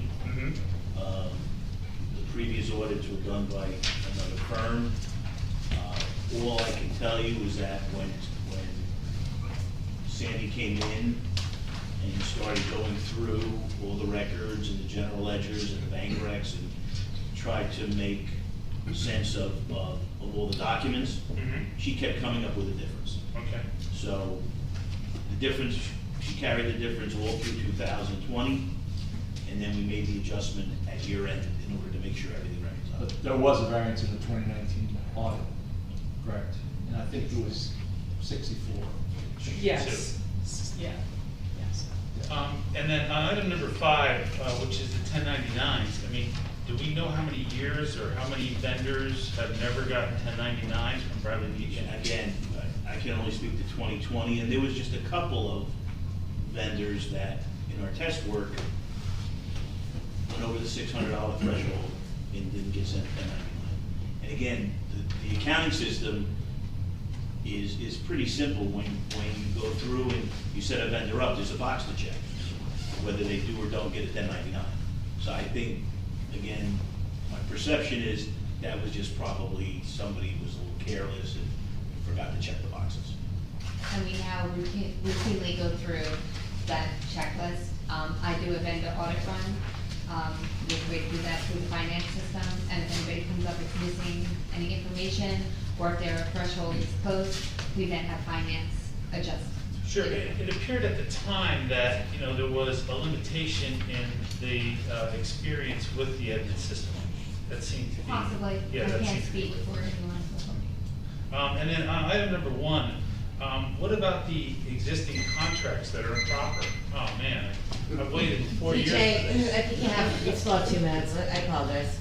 Yeah, I mean, I mean, are those contracts I binding? think that would be more on my That was on me.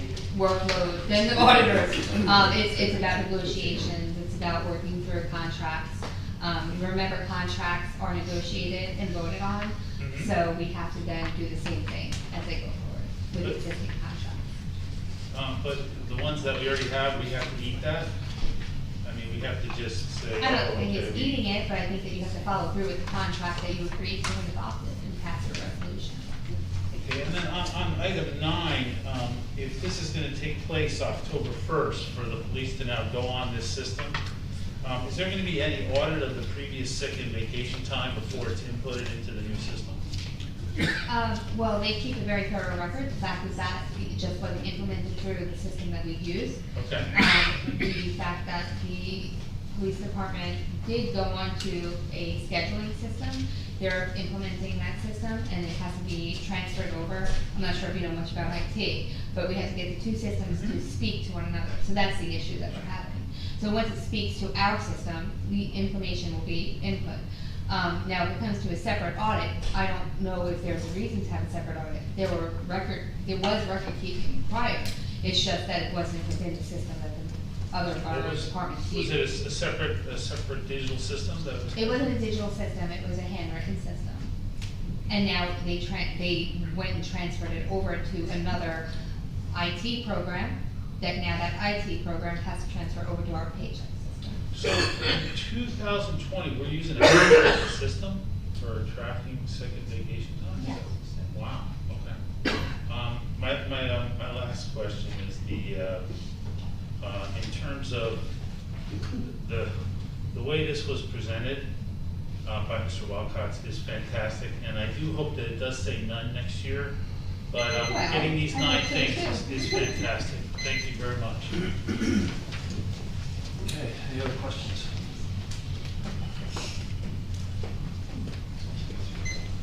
Yeah, I echo the whole stuff with that thing. I echo with the comments regarding Ms. Rice's hard work and the auditors. I am extremely perturbed regarding the lack of compliance of one department with the payroll system. That is my understanding why we brought in the system as of January 1st of this year, so everyone would be in compliance. I raised this issue twice in June, once in July. I was met with dead silence from the mayor and the VA that was here at that time. Ms. Rice was not here, so she's off the hook. And then I had a private conversation with a borough employee on July 26th who told me this was none of the public's business. Well, quite honestly, money is the public's business. I say it to you all the time, you are the stewards. So now here we are now, we're gonna be 9 months later with a handwritten system from one department. I just don't understand how 3 of the past 4 mayors have looked the other way with all of this. I'd be happy to answer that question. Oh, thank you. This is, I get more minutes. The implementation of paychecks and the implementation of the scheduling system were 2 different implementations. The police have now really modernized their scheduling process and developed the appropriate interfaces to paychecks. So it was always their intent to do that.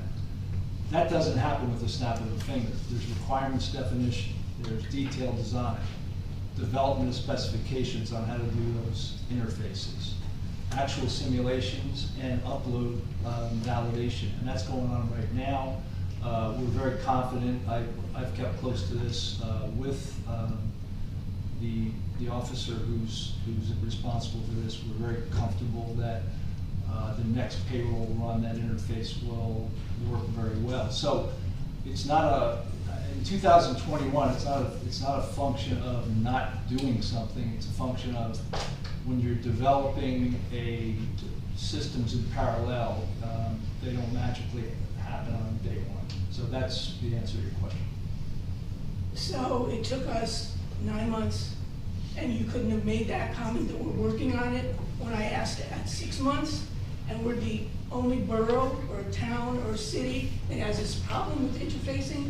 Oh, I find this very no, difficult. no. I find this difficult to swallow. I really There do. are many municipalities. Well, Kim, you can talk to your experience. Not everyone is on a IT. But also, why is this Yes. now public information when on July 26th I was told the public can't have this information? Well, in July, we were working through internal systems, and audits are public information.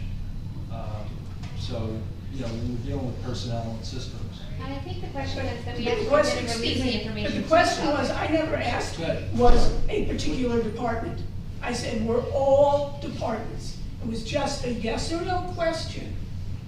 It could have easily been answered. Mr. Chairman, the question was that it wasn't actually public knowledge at that time, so it was more concerning to us how our internal, operations that were happening and the things we were trying to change were out to the public and we were getting questions on So it. you didn't want us to Because know? there's personnel issues that just actually don't go out to the public first. Well, particular personnel issues do not. The spending And of this our is one of money, them as well. the spending of our money and accounting for time off, that is definitely something that this borough has had a pattern of problems with. Okay, And I understand where you're and that coming is one from, reason but we have to that handle that it the inside payroll first. started to be subcontracted. I do So we understand what could you're saying, avoid but we that. have to handle it inside first before we release it to the public. Again, it was a yes or no question that just could have easily been answered. And it's very frustrating that you choose to shut up the public and shut us out. I take exception to that comment. Well, so you changed the rules with the meetings, we can only now have 5 minutes on one item. We're gonna move to I don't have my buzzer. Mr. Shuck. He shuts me up. Take my minutes. I don't think I'm gonna need your minutes, because mine is very short, I hope.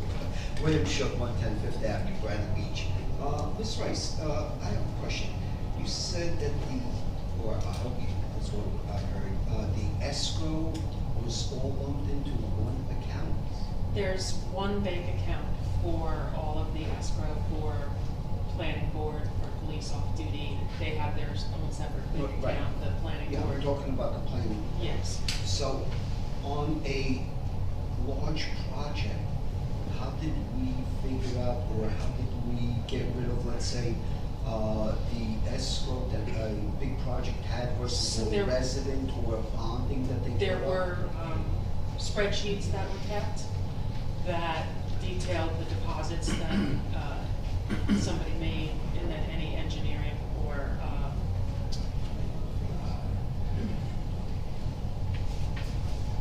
other bills that were paid against that escrow account.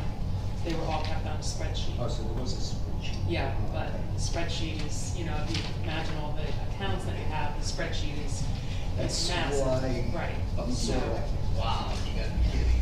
Mr. Shook, together, we're gonna work together on implementing it into the current finance system so that each account has a control and then line item control account. Okay. I just hope that nobody was shortchanged or ever paid. No, they're a separate account. Okay. All right, thank you. Okay, thank you. Any other questions? Okay, if there's no other questions, we'll move, thank you. If there's no other questions, we will vote on the resolution for the corrective action plan for 2021-241. Do I have a second? Mr. Bennell? Yes. Mr. Gubatose? Yes. Mr. Sexton? Yes. Mr. Weber? Yes. Mayor Fox?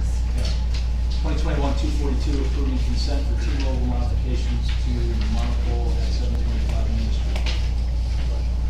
Do I have a second? Mr. Bennell? Yes. Mr. Gubatose? Yes.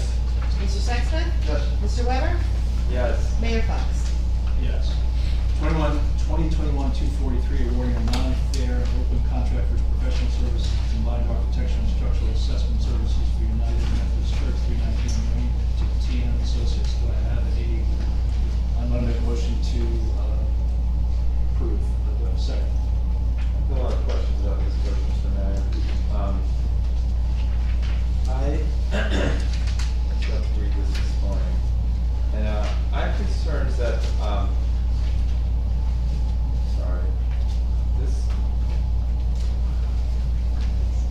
we're being asked to spend a good amount of money here.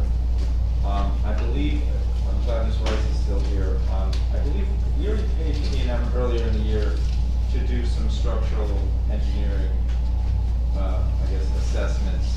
Is that right? Like to the tune of $6,000 or $7,000 or something like that? Okay, so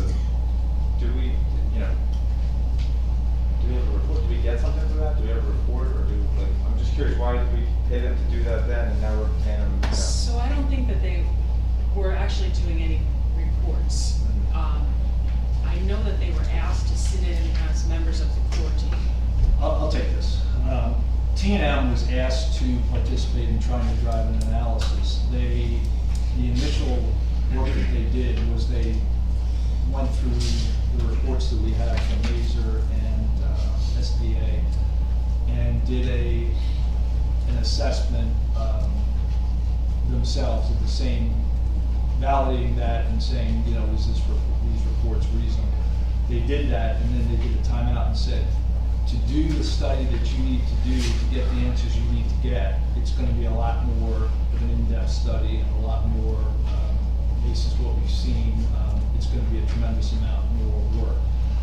That was in late February. By March, actually it was March 31st. It was their first meeting with us. They came back on May 11th and basically came back with about an $85,000 assessment for engineering work to get the building in a safe state that we could begin to do some renovations. At that point, I think you'll remember shortly that we met, I think, on June 30th with the sponsor group, the small sponsor group. And I cannot remember when we had the workshop on the church, but when we had the workshop, we talked about moving forward with this study. We morphed into doing an engineering study with an architectural study.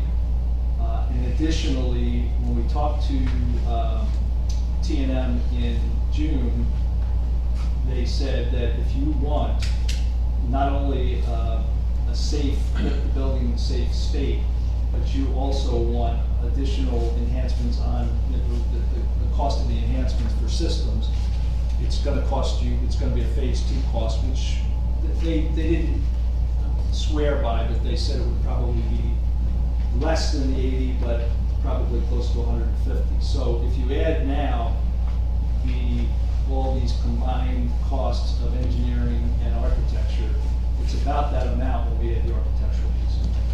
Okay, so wasn't T&M part of the core groups that had those meetings that? No, they truncated as soon as, I don't think they attended a core team meeting because they truncated as soon as they said, for us to do what you're gonna need, we need to do a study, so they did not participate at that point, because there wasn't any reason to, because they would have been charging us for us, and we didn't want to charge. Okay, so I'm not asking at that point, but wasn't the core group formed in like January this year? No, it was formed in late February. Late February, and the core group had meetings, and it's not open to the public, and there's not minutes to the public or anything like that, but they participated, and my impression of what the core group was doing was assessing the situation, and they're going to come up with a number so people knew what it was going to cost to fix the church. And that's correct. Okay, so but we could not do that without the T&M estimate. That was communicated, and we knew that, and that's why we were working towards them coming up with an enhanced recommendation, which they did on May 11th, and then the conversation into June of, if you want a phase 1, phase 2, this is what it looks like. Subsequent to that, we had a workshop. We agreed that this is the direction we wanted to take.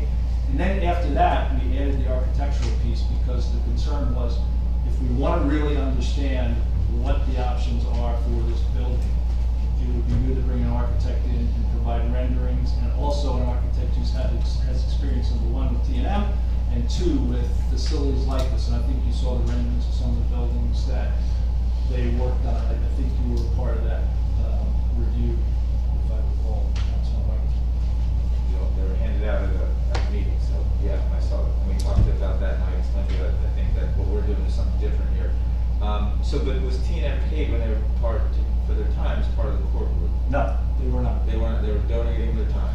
They were not participating. Well, you just said they participated until they No, stopped. all that T&M did was they did step 1. They said, we're going to go off and do this evaluation and assessment of the building. They did not sit in meetings with the rest of that core team, because they didn't need to at that point. Okay, so one big concern I have on this, not the MEP one, but I guess the other proposal for professional services, I have a concern that their assumptions, they're making an assumption that, and they stay right in here, that the back part of the building, which everybody knows, it's like a gymnasium, it's basketball court. They're just assuming that that is coming down, and that's not going to be part of the plan. And, that's been amended. They edited it today, John. it's been amended since when? This afternoon. So, just because of, so there's, yes? Okay. So, We're going to talk about what's in the scope, and that includes assessing the structural integrity of the gymnasium. so this is costing us extra money now? Yes? How much more? Can I speak? We can't do this head nod. So, Councilman Weber did question as to why the gymnasium was not included in the analysis. Upon that email, I did email T&M and said, can you please include the gymnasium? The reason they did not include it was because of the required parking for the borough. That would be the best spot to place the parking element that was required. And they came up with a new proposal. That's great, I appreciate that. Just so you know, yeah. Sure, just a couple of comments. And what concerned me about that is I felt that T&M's not listening. Like, it's always been said that, you know, this could stay, it could go, we need to find out what it costs with, what it costs without. Changes the functionality of the building greatly, so we need to evaluate, you know, building functions this way with it, and the building functions a completely different way without it. My perspective is we're, you know, restoring a historic building here. It's right in the middle of town. You know, we're gonna get some parking from the parsonage house, if that becomes 10 or 12 parking spaces. I'm not sure we need 35 parking spaces or whatever. So that's why I wanted to see that analysis with and without, but now the cost just went up, you said 20 grand? Was that the amount that went up? Yeah. 20, yeah. It was 168,000 this morning, and with the revisions that came in now, it's more like 210,000.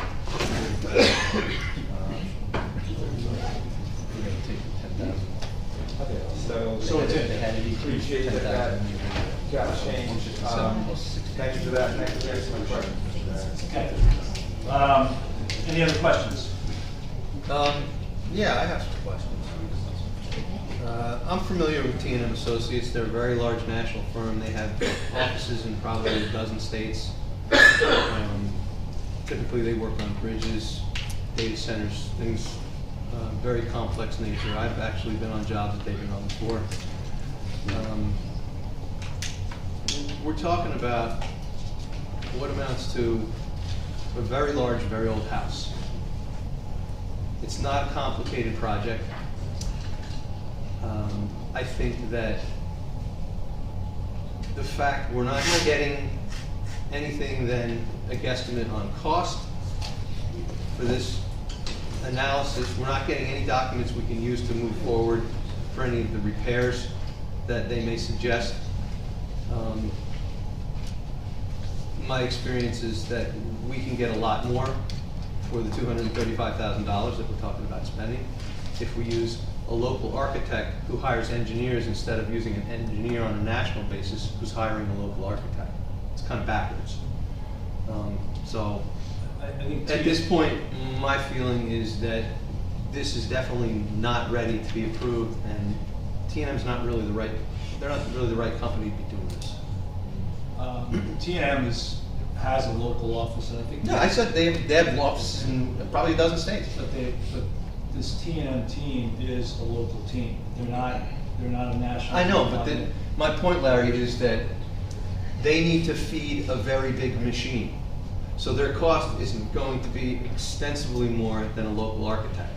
They've hired an architect to come in and give them an architectural analysis that they're saying is worth about $80,000. If we hired an architect direct, it's not going to be $80,000 because we're not going to have T&M's markup on it. If we need an architect to hire an engineer, which is typically how it works in construction, then they'll go out and hire a local engineer instead of a national firm that has a lot of mouths to feed. And I'm not necessarily saying that the $235,000 is not, it is too much. What we're getting for the $235,000 is not worth the price tag. I'm positive beyond a shadow of a doubt that if we put this out, if we use what we have so far to produce a scope of work for an architect to come in and assess this building, we'll not only get the assessment, a cost guesstimate, but we'll also end up at the end of the day with a spec book and bid documents and probably assistance in pre-qualification and pre-construction services from the architect to go out to bid for things. like mechanical systems. So, we're not getting a good value for the $235,000. I disagree with that, but, you know. We can Disagree all day long. Yeah. Can I ask one more question? Sure. Can you know? I think last year we changed the way we do engineering stuff. We created a pool, like we added a bunch of firms into a pool, and this is so when the stuff that Avakian doesn't do is bigger than that. And when you go to the pool, how long would it take for us to go to a number of firms in that pool and get estimates? Because I feel like we got one estimate, and I have no idea. Sure. We have no control. If I may speak, from experience from doing multiple projects that were multi-million-dollar projects, larger projects, that would include the local public contracts law, local government, municipalities, counties, I will say that the cost estimate that was given, it really is not high, being that it's engineering and architectural work that would include your mechanical, with your electronics, and with your electric, your plumbing and such. Because you have to remember that there would be multiple options of how this building would be set up, and then that would change the mechanicals with the electrical and plumbing setups. So if you actually take that into consideration, that actually is not a very high estimate. You did award to a pool of engineers in the beginning of the year. And you have to remember that when you do RFPs, it is not by the lowest cost, right? That would be a bid. So when you award to your engineers, it's awarded on their knowledge, their experience, it's their qualifications. It's not just by the lowest price. Because you get a lower price doesn't mean you're gonna get a better quality. In fact, many times that's actually the opposite. There's many different things in government contracts that take place that you have to really be ready for. So on my end, if you're dealing with something simple like a borough parking lot or maybe adding one room to the municipal building, you might want to go with that smaller firm because you're going to pay less for that hourly charge. But when you go to something, that's a large project. Let's all say it's a large project. You have invested a lot of money in that, you will continue to do so. And you want to make sure that you're going to get your money's worth. So yes, it's a lot of money to spend, but you're probably going to get that money in return because you have to have a good answer. Now you also have a firm that is vested. They are not going to want to fail as well by the municipality. We're not recreating the wheel here. This is something that they can go to their archives and just pull different information. So when you deal with the smaller firms, what you're dealing with is that they don't have as many local public contracts. They might not have awarded the same type of contract, and they have to take different things into consideration, and it takes more time for them to work through those projects. Well, I don't know that we have any local firms. I think that everybody in that pool is pretty big. They're more or less equal. So you don't see any advantage to going and getting multiples from 3 people? If you want to wait a couple of months to get a proposal back, you can, but I don't think that they're going to vary so much in cost. I think we're going to more or less get the same product for the same cost. Okay, and you think it would take that long? Yeah, because I would have to put it out for 20 days. Okay. I'd have to put out the RFP, I'd have to then, I have to create the RFP, put out the RFP, get the time for it to come back, weigh the RFP, and it couldn't be by cost, right? It couldn't be more than 50%, that would be the cost means. Then the attorney would have to evaluate the RFP, and then we would have to advise as to what we would recommend, and yeah, you're talking easy 2 months. Okay, and that's fine. I really appreciate that. That helps me tremendously. And just one other thing with the C&M proposal. They're talking about appointing a committee of people, and I've made it known, like, this will be a 3rd committee of people that, the last 2 didn't seem to go anywhere, didn't get anything out of it as far as I'm concerned. So it really concerns me. And it concerns me that they're talking about a lot of changes inside, like knocking down walls and stuff. I had a different vision for this building, like fix it, make it safe, get people inside and start using it, and then we could really improve it and fix it over time, not to just change it completely on the inside. So I don't know how that gets communicated to T&M. I'm concerned about a committee. Do you know who gets the committee? Can I appoint this committee? Sure, I can address that, Councilman. But before you do that, T&M, so the conversations to date have not, their view of this is they're not going to be tearing down walls, and there's not going to be a significant amount of change based on what they've seen, number one, and two, the information we've given them so far. So I think that's a little bit of a misnomer. There's no intent to do that. Well, it's mentioned in here. And Okay. you I discussed it can along those lines. clarify.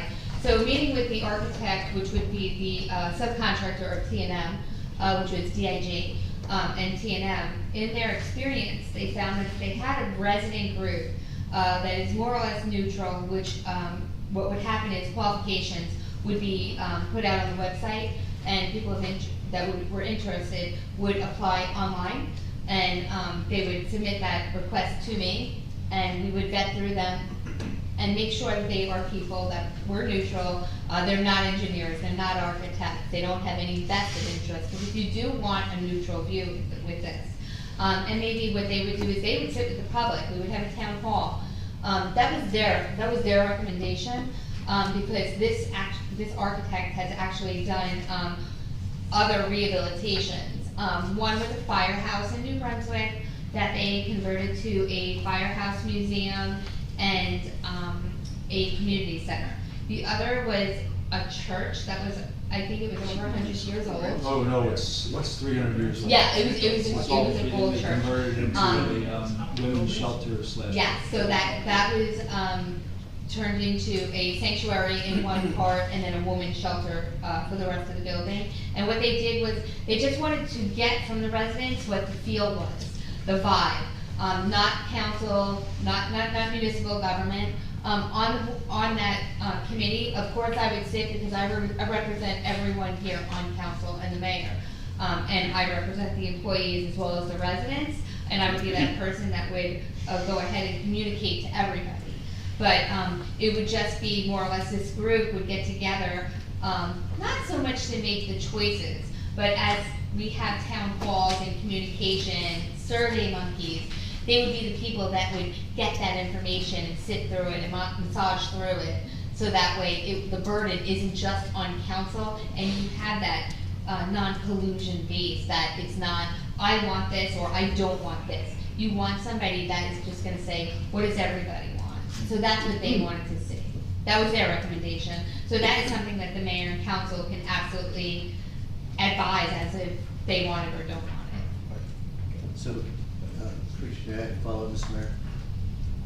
Yep. So, Kimberly, can I ask just a couple quick questions? One, I've struggled with the committee part of this just because, as Councilman Weber said, some of us have waited a really long time to move forward on this. Right. And part of the reason we haven't been able to move forward is because we've waited on past committees and various levels of inactivity or whatever. They got tied up on different things. Understood, addressed. They would have a timeline set for decisions, and they would have to meet that timeline, or bring it to mayor and council for a decision. What would the role of council be in understanding, working with, guiding in some manner, shape, or form this committee?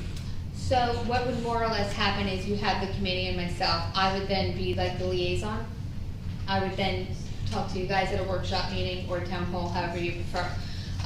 You would then digest the information and make a decision as a whole and bring it forward to the people. And how would the committee itself be selected, besides you? Yes. So what will happen is what we can post it on the website, which is how all committees should do a recommendation letter, would come through, think I would like to do this, and we would print it out. You have to come up with what you want as a basis of somebody qualifying. So that's something we would do internally. Working with the council. Yeah, so you have many different things. I would then again refer to council on what would be a good recommendation on how we pick people. My other question, and this gets to some of the concerns that have already been raised around cost. I'm actually very comfortable with T&M, and with all due respect to Councilman Bonnell, and he knows far more about construction than I'll ever know. But I do appreciate their expertise, their demonstrated experience in this space, and I believe we probably could find less expensive engineers. But I think this is an important enough undertaking for our community that I'm comfortable enough with the engineering portion of the fees. My concern, my question really is, I'm very anxious to have an architect involved. I thought that was a great recommendation coming out of our last workshop, architect, Absolutely. right? Well, what concerns me is the architect's fees are substantial, $83,000, I think, Absolutely. $84,000, whatever. And as far as I can tell, there's virtually no description of what their services include. The 10 It pages. comes up, what'll happen is, they will come up with 3 different types of renderings for the council to choose. But- With that group, Renderings of? the building itself, different room placement, you know, where certain stairways are gonna be, what rooms exist. It's just all has to get fabricated through this committee as we work through it. And there'll be, you know, 3D versions, walkthrough, and you will then get to pick what you see. I guess my concern is, I appreciate, you know. the No, I know, description. architects, I mean, I have to say that it is a good number, even though I don't like the number, but it is a good number. Well, for those of us who don't expect a lot of internal infrastructure change, we don't expect stairwells to move. Well, we don't know if that, right, we don't know if it has to happen or not. We don't know, although we have had an architect preliminarily involved. Which we did use their information. Great, because their reference in the proposal was that they were starting from scratch, but I knew we had something. Oh, they're using their CAD drawings. Yeah, we're using the CAD that was available. Okay. We've already given that to I guess my question is, and I don't know, I'll ask this of you, Mr. Mayor, you, Kim, and maybe even Mr. Cannon. Are we in a position to approve, if we want to approve it, are we in a position to approve this conditioned on better understanding the scope of the architect's work? Because there's very little in there. And from what I've heard, it sounds like the 80-some-odd thousand is, it sounds like it's a too large a number. It's as much as the engineer.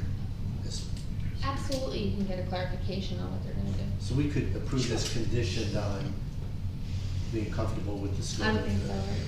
Yeah, I mean, Yeah. it's just an authorization, so you don't have to pay them unless you like the peer. Because, I mean, speaking only for myself, I'd rather not, you know, delay this indefinitely, and I am comfortable with the engineer. It's the architect I know so well. I don't have an issue if at the next meeting you would like the architect to present what he would be doing.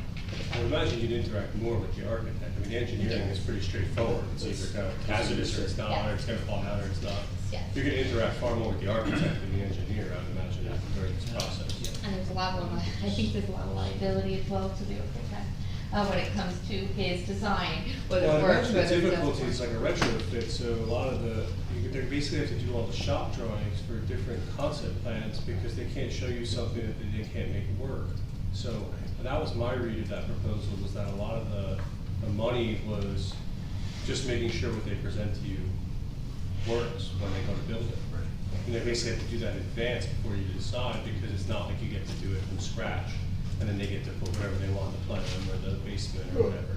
Right. So that was the way I read it. Absolutely, because I mean, I've done buildings where, you know, certain people on a committee or a council would say, we want these types of windows, but when you put those types of windows in and your walls are a certain degree, those windows aren't gonna open if you place those. So that architect has to take everything into consideration, wall placement, windows, stairwells, mechanical, where the fire suppression has to be, if there's an elevator that has to, they have to make sure everything works in the end. Every door opens, every window opens, people can evacuate, people can have room to do what they have to do. Even a job site, that's what you pay those people to do, when something comes up, then, oh, the duct A doesn't fit the duct B, and then sure rain does this, and they have to go back and do the shop drawings to figure out how they're gonna make it fit. My impression of that was that they were doing that at the beginning. Correct. And then you were gonna, then the site plan was, I'm sure there's more money on top of that, but. Now, my last question about this, about the proposal itself, and Mr. Bennell referenced this as well.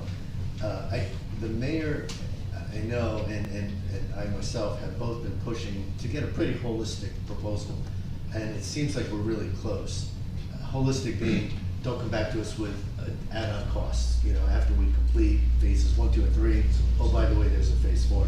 And the one element of this that I'm not sure is included, Mr. Bennell referenced this notion of spec book and having bid specs ready. Useful documents other than an opinion on how much it's gonna cost. So proposal? No, it's not. So if we They're not doing any structural evaluation of the inside of the building, period. They're doing exterior concrete and roof, that's it. That's it. That's what it says. Reread it. Yeah. They put it in the qualifications at the end. It's very specific.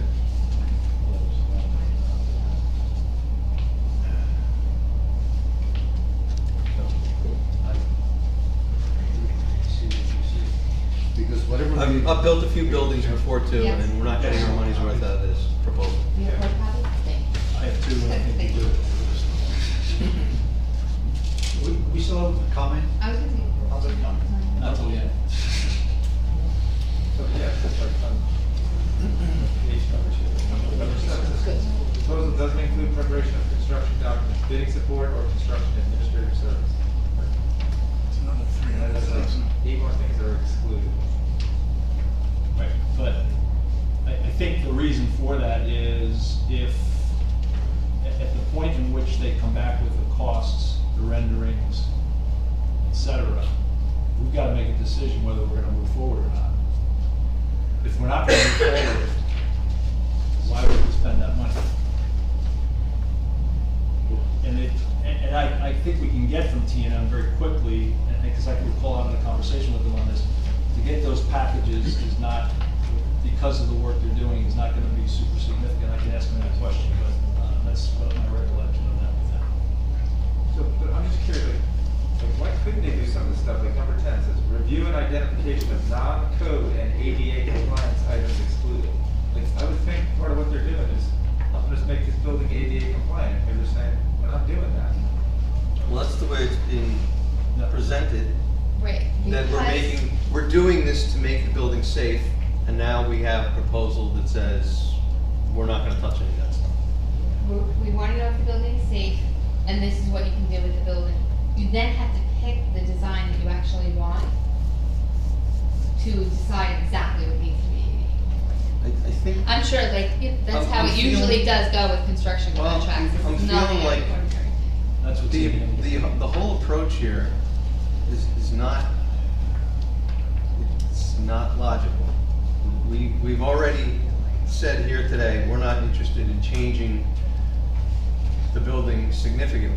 We would like to fix it, which means we're not knocking down walls unless they're already falling down and we're gonna put them back in the same place. The one big change we may make is handicap access in the form of an elevator or a wheelchair lift. Well, I wasn't actually communicated that information. I was under the impression that you wanted the residents and you as council to come to a determination of what the building would be used for, because there's multiple uses. And if you have multiple uses, you then have to put that more or less into a formula. So if you want to have yoga classes, if you want to have a choral program, if there's different things that you want to do, that has to be a certain size for a certain amount of people. So that might have something to do with the amount of wall space that you have, if that wall has to be taken down, if one has to be added, if there is one that is weak, if it has to be supported.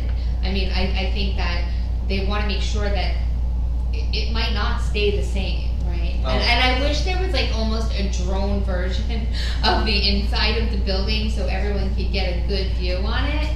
That's actually what I want, but, which I know, I had actually said to the mayor, I said, really, I wish there was a drone that we could go send through the building so we could see how it looks and how it would work, because it is an odd setup building, it's beautiful. I mean, it's got The wonderful. original intent was to preserve as much of the historical content as we could without going crazy and turning it into a historical landmark, because then we gotta pay So too you much. have your options, And right? I You can- think the other intent was that we don't change the building to fit programs, we put programs in the building that will work with the layout of what we have. And I think Dig, the architectural firm, that's what they're going to do. They're gonna work with our residents to ensure that that happens. So that's And given And that, that's- part of that's for given you that guys, the right? $80,000 that they want, we're talking about recommendations on repairing and restoring what we have. We're not talking about redesigning it. And that's what this Right, proposal and is sometimes for. that always costs more, right? Like you do know how proposal it is. says very specifically that they're going to work on 3 options.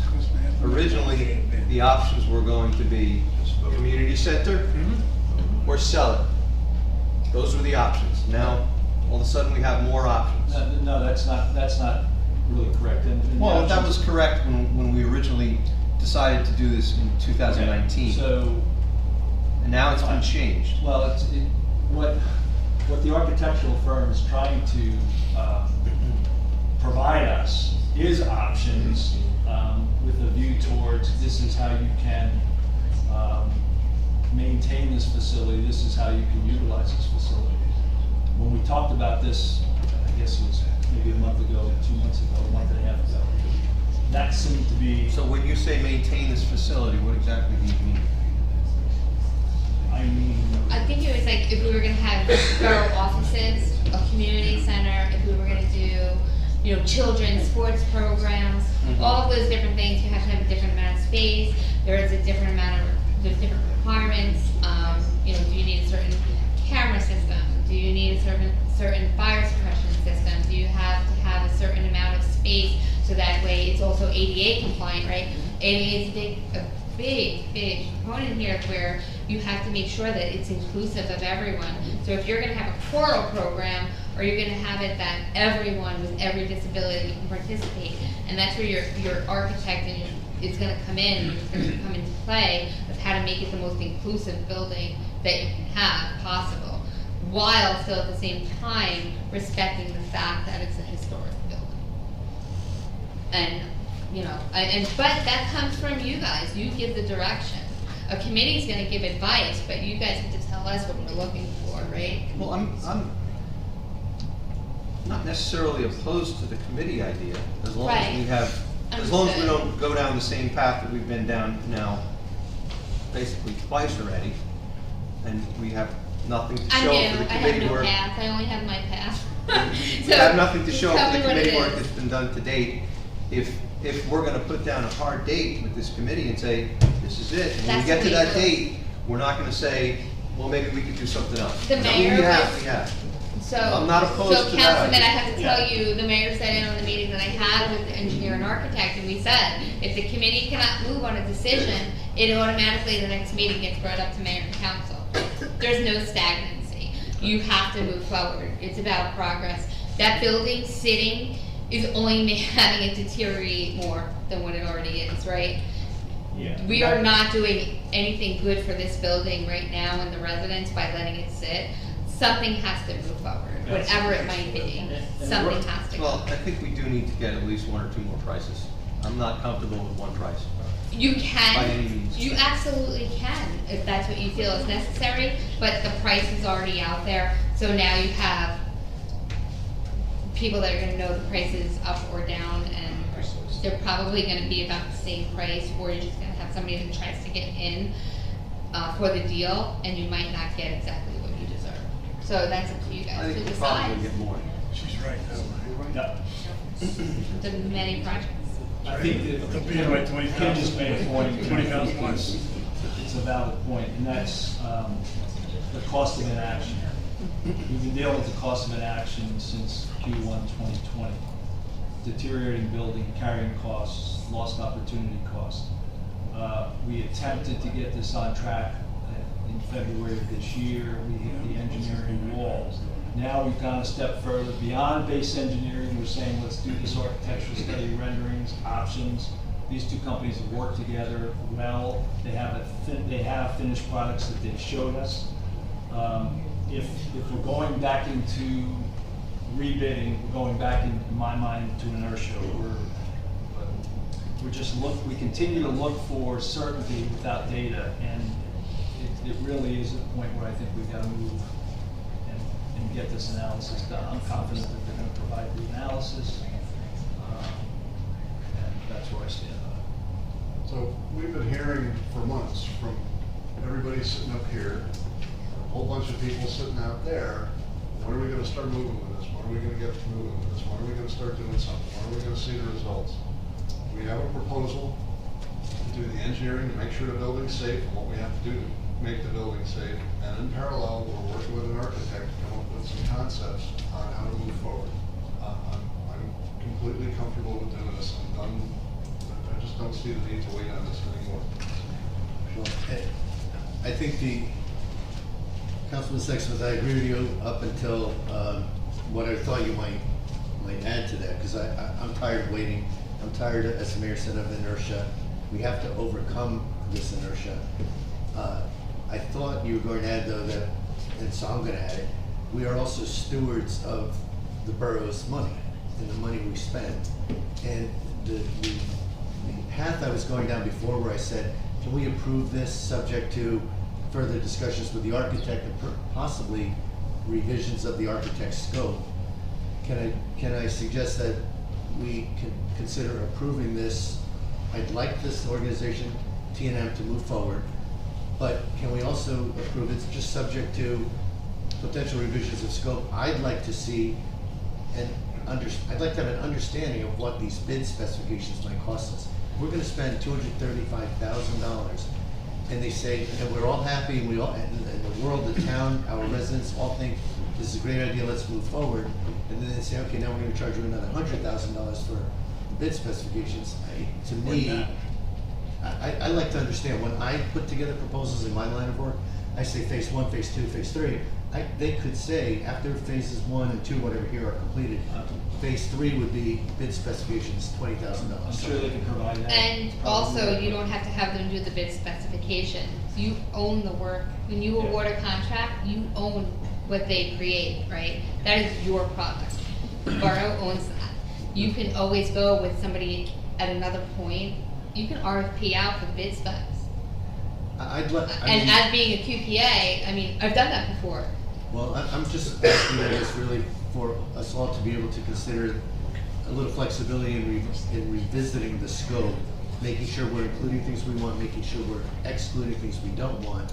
Largely, I was focused on the architect, but let me just expand that to ask Mr. Bonnell to be able to talk to Tina. One of the problems with this process so far, we are a legislative body, the mayor's the chief executive, the rest of us more or less are legislators. So we have not been in a lot of direct contact with T&M. I have sat in on a couple meetings, and I've been very impressed by them.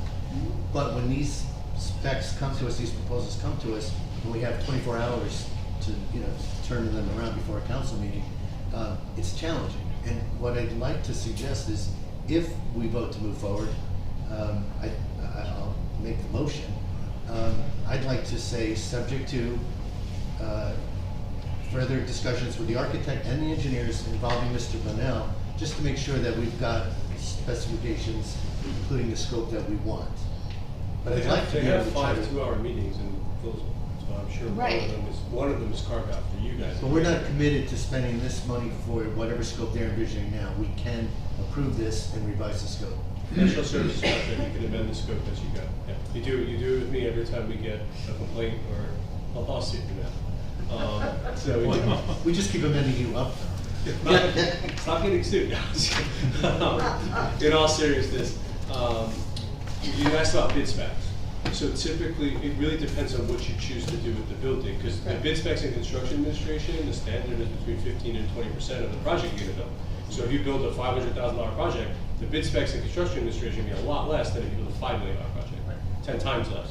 So, that's why we're having a lot of trouble, Kim's having a lot of trouble answering questions, because it typically goes by percentage of what you want to do with the building at the end. This is to figure out what to do with the building, and then you have to go, the next step is bid specs to choose what you're going to do with it to get it done. With this study, we should have the data and information to make a decision.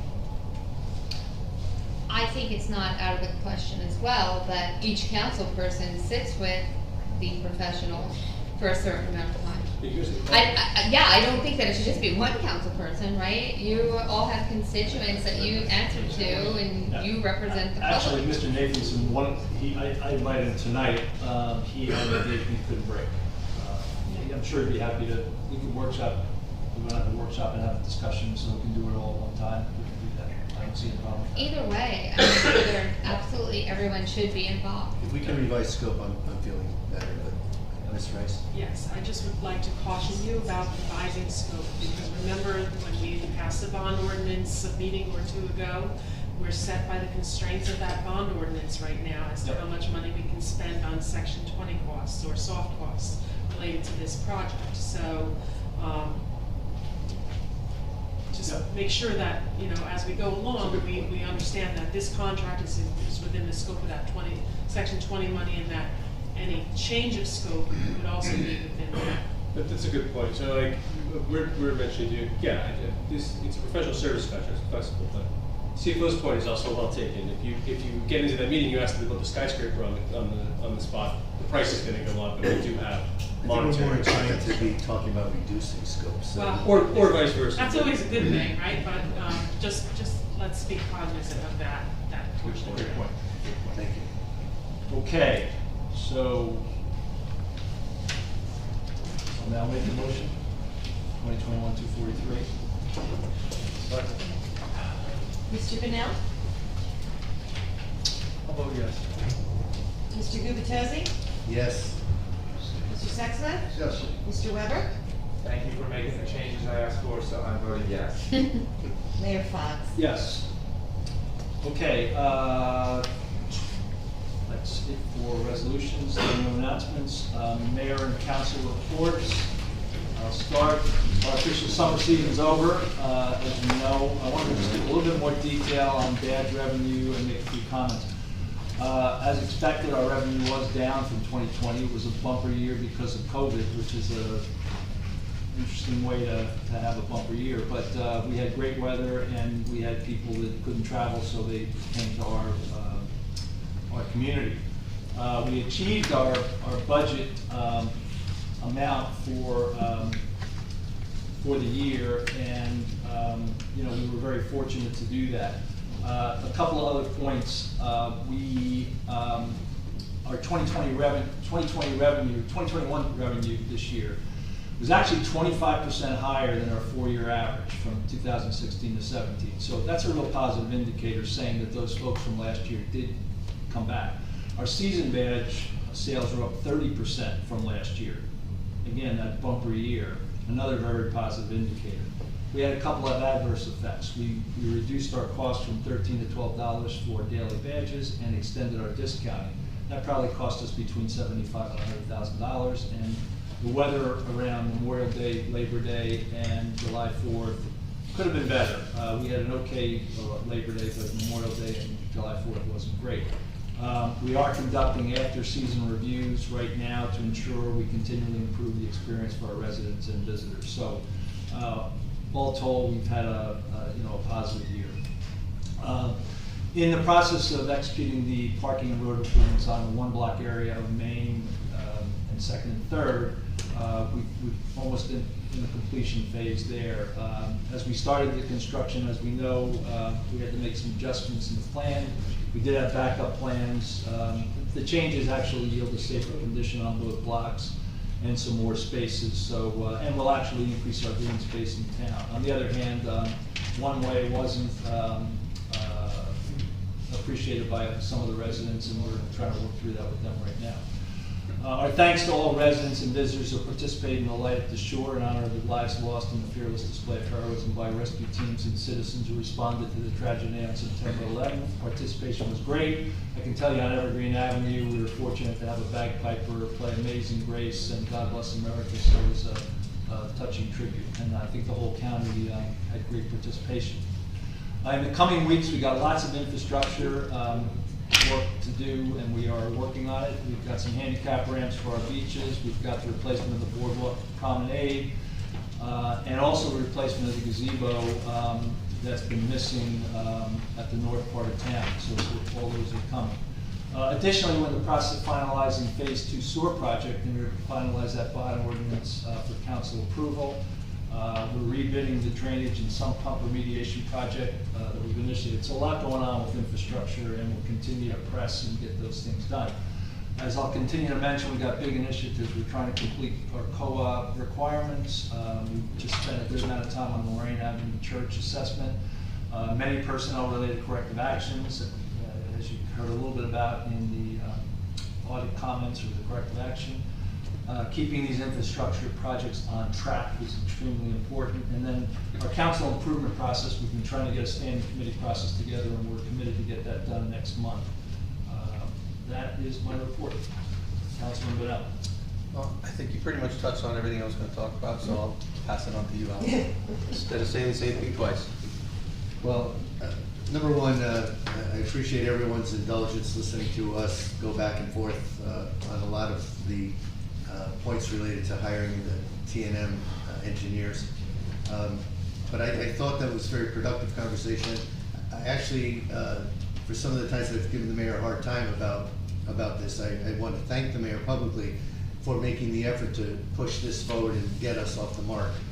I'll say finally, but thank you, Mr. Mayor. And just for the benefit of the public, we, and I personally had prepared a good amount of research, had help from some of my council colleagues related to the merging of the boards discussion we had earlier in the workshop. I've provided that to our clerk, and I'm asking formally that we just have that posted to the website so all of our residents have access to the data we pulled together. The website or the minutes? Include them as part of the minutes, I guess, and then as long as the residents can access it. Yeah. Thank you. That concludes my comments. Thank you, Councilman Gubitosi. Thanks for the comment too. Councilman Sexton. Thank you, Mr. Mayor. For, start with the police activity report since the last council meeting. Police investigation led to the arrest of 2 separate individuals who were collectively responsible for the 4 recent car burglaries in town. Both individuals were also in possession of drug paraphernalia, and one was additionally charged with possession of a weapon. Additionally, a local subject was arrested for a lewd act, and the police arrested 6 subjects on contempt of court warrants. Moving on to the first aid squad. For the period ending September 21st, the squad responded to 13 day calls, 21 night calls, for a total of 34. There were 24 requests for medical, 7 for fire, and there was 1 mutual aid request from Asbury Park, 1 mutual aid request from Neptune, 1 mutual aid request from Avon for a water rescue. There were no COVID-19 cases. They also provided medical support for the 9/11 memorial and participated at the beach. For the fire department, for the period ending September 21st, the department responded to 8 requests from the department. The department participated in the 9/11 memorial at the beachfront. One of the things I always say is that the first aid squad and fire department are always looking for volunteers. It's free training for qualified individuals. There's been a lot of chatter around about the siren going off quite a bit lately. That is an indication that they need our help and they need sort of support. So if there's anybody that's thinking about volunteering for fire or first aid, that's probably the quickest and easiest way to make that siren shut up. That's the end of my report. Thank you, Councilman Wood. Thanks, Mr. Mayor. Just want to start off talking about masks on wearing them. I'm just curious why we keep referencing the early June OEM recommendation about non-vaccinated people wearing masks when subsequent to that, the CDC in late July, they recommended that everybody vaccinated and non-vaccinated, they wear a mask indoors where there's high transmission. And guess what, folks? This is an area of high transmission. So I'm kind of formally ask the town if maybe we can adopt what the CDC is recommending because we came after what our OEM recommendation that we keep referencing. So moving along on the committees, Commission Shade Tree Commission, we are all set for having a tree planting on October 9th. A bunch of people have said they want to help us plant trees.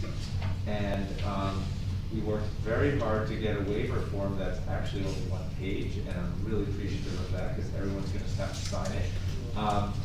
DPW is helping out tremendously. They're going to actually dig the holes, and people are just going to pretend like they're helping to plant trees by putting a tree in there and putting the dirt back. So we really appreciate that. But it's great that a lot of people stepped up, and this is like their first time. We're going to do like 16 trees, and it's going to be great. And I think if we're going to do it again in the spring, we're going to do it again next fall, and really happy. So stay tuned for more info on the day of, but we're all going to get together, get a demonstration, and then go forth and plant some trees. On the Environmental Commission, I've been continuing to hear from our former administrator, David Brown. He has started a couple of environmental initiatives, and he's trying to follow through on them just because he's passionate about them. And I've just arranged for him to actually speak directly to the Environmental Commission at their next meeting rather than filtering this stuff through me. Let's just have the Environmental Commission hear this. I believe that'll be a Zoom meeting, so if people are interested, they can tune into that. On the rec board, they had a great event on September 11th. It's a kite flying event. It was great. Lots of kids at the beach. They made kites and they flew their kites. It was actually a breezy day. I was there briefly. Unfortunately, I was moving really heavy furniture for the whole morning, so it was a really great event. And then in that evening, as the mayor said, that whole Light Up the Shore thing, that was fantastic. I mean, I went out on the beach 20 minutes early and there was like nobody there. I'm like, what is this, and then sure enough, right, closer to the actual event, just a ton of people came out on the beach, and that was really great.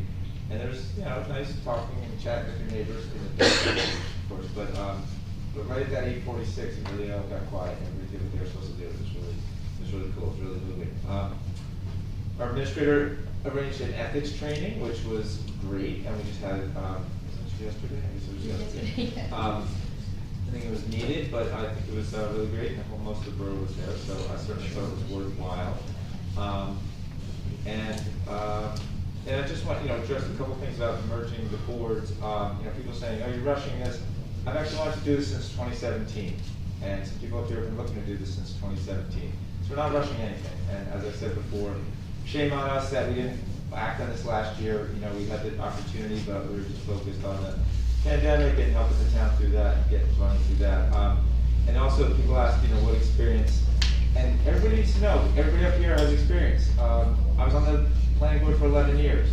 Councilman Gubitosi's on the planning board now, and he's been on for 5 or 6 years. The mayor, of course, is on the planning board.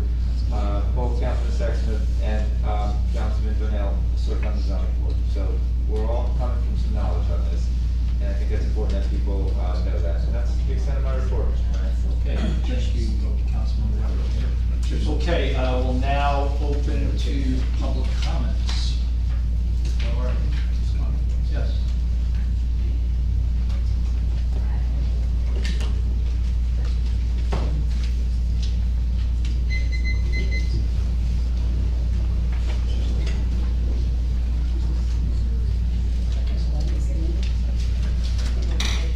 Jim Burns, 401 Fifth. I have a question on 21-243. Which is the not to exceed amount? Is it the 168 or the 235? It would be 235. Well, what is the 168 on the bottom of the page? Originally, we got a proposal from T&M last Friday, and it was for $168,000. If you read through the proposal, they had a line item for mechanical and electrical, but they had only put $11,000 against it, and basically said they weren't really doing anything with that. And today we went back to them and said, we want that. So they shot back a proposal. I got it at 4:30 this afternoon. For 235. And what they did was they took the 11,000 out, and they came back and said it's going to be another, I think it was 60 and change. Right. That request wasn't made today. We had a meeting with T&M on Friday because I wasn't satisfied with the package as it was. So it's not to exceed the 168 that whereas should be out of there? No, the total, Jim, I don't know what document. a revised Sorry, I ordinance, don't or know. a revised resolution has been posted to the website since that one. It was posted late. This is the one that was posted at the desk. Okay. So it has 235 here, whereas, and then whereas 168 on the bottom. Let me just take a look. Okay, so I missed one, that's my fault. It is 235. You're not. Okay. Well, we don't know. That was a test to make sure. I will All right, change that, and revise again. Just what Councilman Bone said, I'm actually doing a large project with T&M, and they're like any other large firm. You got to hold their feet to the fire, and just question everything. But I've done projects like what's going on there, and I think I did walk with Councilman Gobitosi, and you don't have to be an engineer to see what's going to happen there. The whole east wall of the gym needs to come down to the footing, and that's going to take some sheathing and some underpinning, and if any of the council members want to re-walk the building with me, and there's parts of that building that you just don't need anymore, little cubbies here and there. But I was on one of those committees, and we really never decided what you wanted to do with that building. You know, at the one meeting, you know, it's gonna be after-school library, which you would duplicate what you just did there. Performing arts or whatever, you have a great auditorium at the school.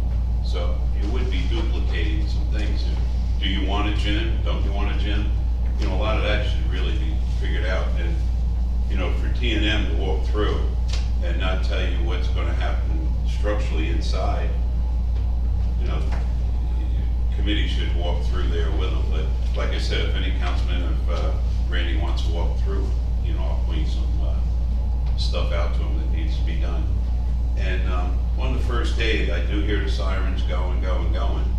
You know, if you're a person laying out in the street somewhere and you hear that siren 2-3 times, that's a long time. You know, I know there was discussion way back when to go to a part-time paid service, you know, when the first aid would have a week time to do it, you know, that you could fill with that, maybe team up with Neptune or whatever. I know Mrs. Rice is real familiar with that. You know, in another town, we started out with an ambulance and 6 EMTs, and now they're up to 40 and 6 ambulances. And I'm not sure if your first aid ever got their certification. Did they ever get the certification there for the first aid? I'm not sure. Because once they get their certification, they can bill Medicare as long as they're not called the ALS. All right, so you need to see if they did. One of your members told me that he was good, but you guys are doing a great job. You give me a headache, but you're doing a good job. Thank you. Thanks, Mr. Burke. Any other questions? Yes? No? No, it's fine. No, but you're next, I promise. I'm Meredith DeMarco, 503 McCabe. Just had comments about the introduction of the ordinance to combine the zoning and planning boards. Full disclosure, I currently serve on the planning board. However, it's in the environmental seat, a seat which is mandated even if the boards are combined. The planning and zoning boards are critical tools for engaging residents in the workings of our town. These boards are unique as they provide an opportunity for residents to garner experience in local government before becoming leaders in our community. As Councilman Weber pointed out, at least 3 of the 5 councilmen sitting up there started while on these boards.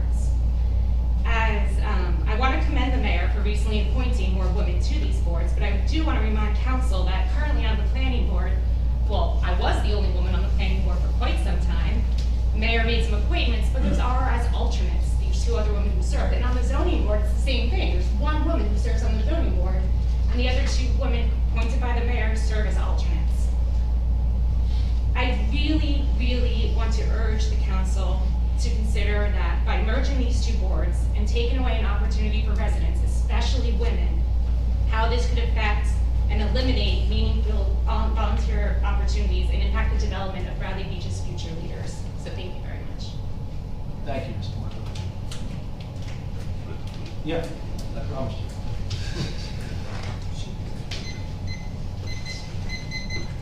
Anita Nazario, 116 Brook Avenue.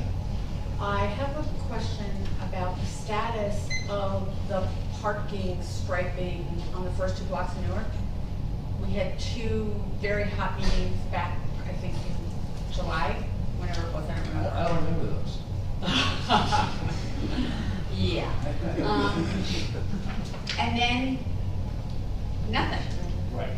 So where are we? So what we said we would do is we would go through the summer and collect data and then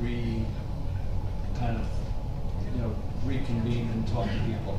I can tell you we collected, and we have now back to 1 person with actual data. We've done usage data for the 100 and 200 block. I don't have it in front of me, but what we can do is provide that data and then come back out and say, so here's some of our findings, here's where we are, and get feedback from the folks. Well, we had data from 2018, where residents were all home on that with the former mayor. Right. And we collected a significant amount of data when all this first happened in the summer. More data? Yeah, more data. We actually captured usage data, how many spaces were being utilized at different points of the night and day. We probably have 80+ data points that we'll share with you, which shows a higher utilization on the 100 block, not surprising, less on the 200 block. But then we also want to get some observational feedback from people, what's working, what's not working, what needs to be amended. Well, then, I mean, I don't know how you capture it, but the number of residents on the 100 block who have to park on Beach, on Park, on the second block, or further down to Ocean Park. I mean, how are we collecting that data? Oh, we're Because not. we've lost spaces. We're not. So that would be feedback we would get. Okay, thank you. Thank you. And I do remember you from the meeting in July. Yes. Hi, I'm Ariana Bacco, 200 Evergreen. I am one of the other alternate members of the planning board. Thank you, Meredith, for saying that, and I appreciate being a part of this. I very much wanted to be a part of the community, and it's important for me, and I was unable to be here at 6 o'clock, but I'm here now.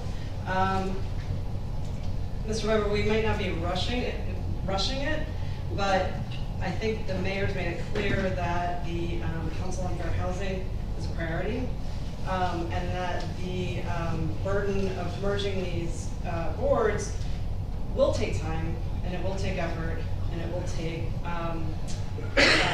thought, and what is the rush?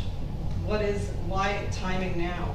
I think, as we can see with the church, there's a lot of discussion to be had, and that process took a very long time. So I think that there is more discussion to be had, and more thought to be put in this, and more information to be gained, especially because we are such a small town. So I do not favor the merging of these two boards right now. I think there needs to be a lot more information and discussion to be had. So, thank you. Thank you.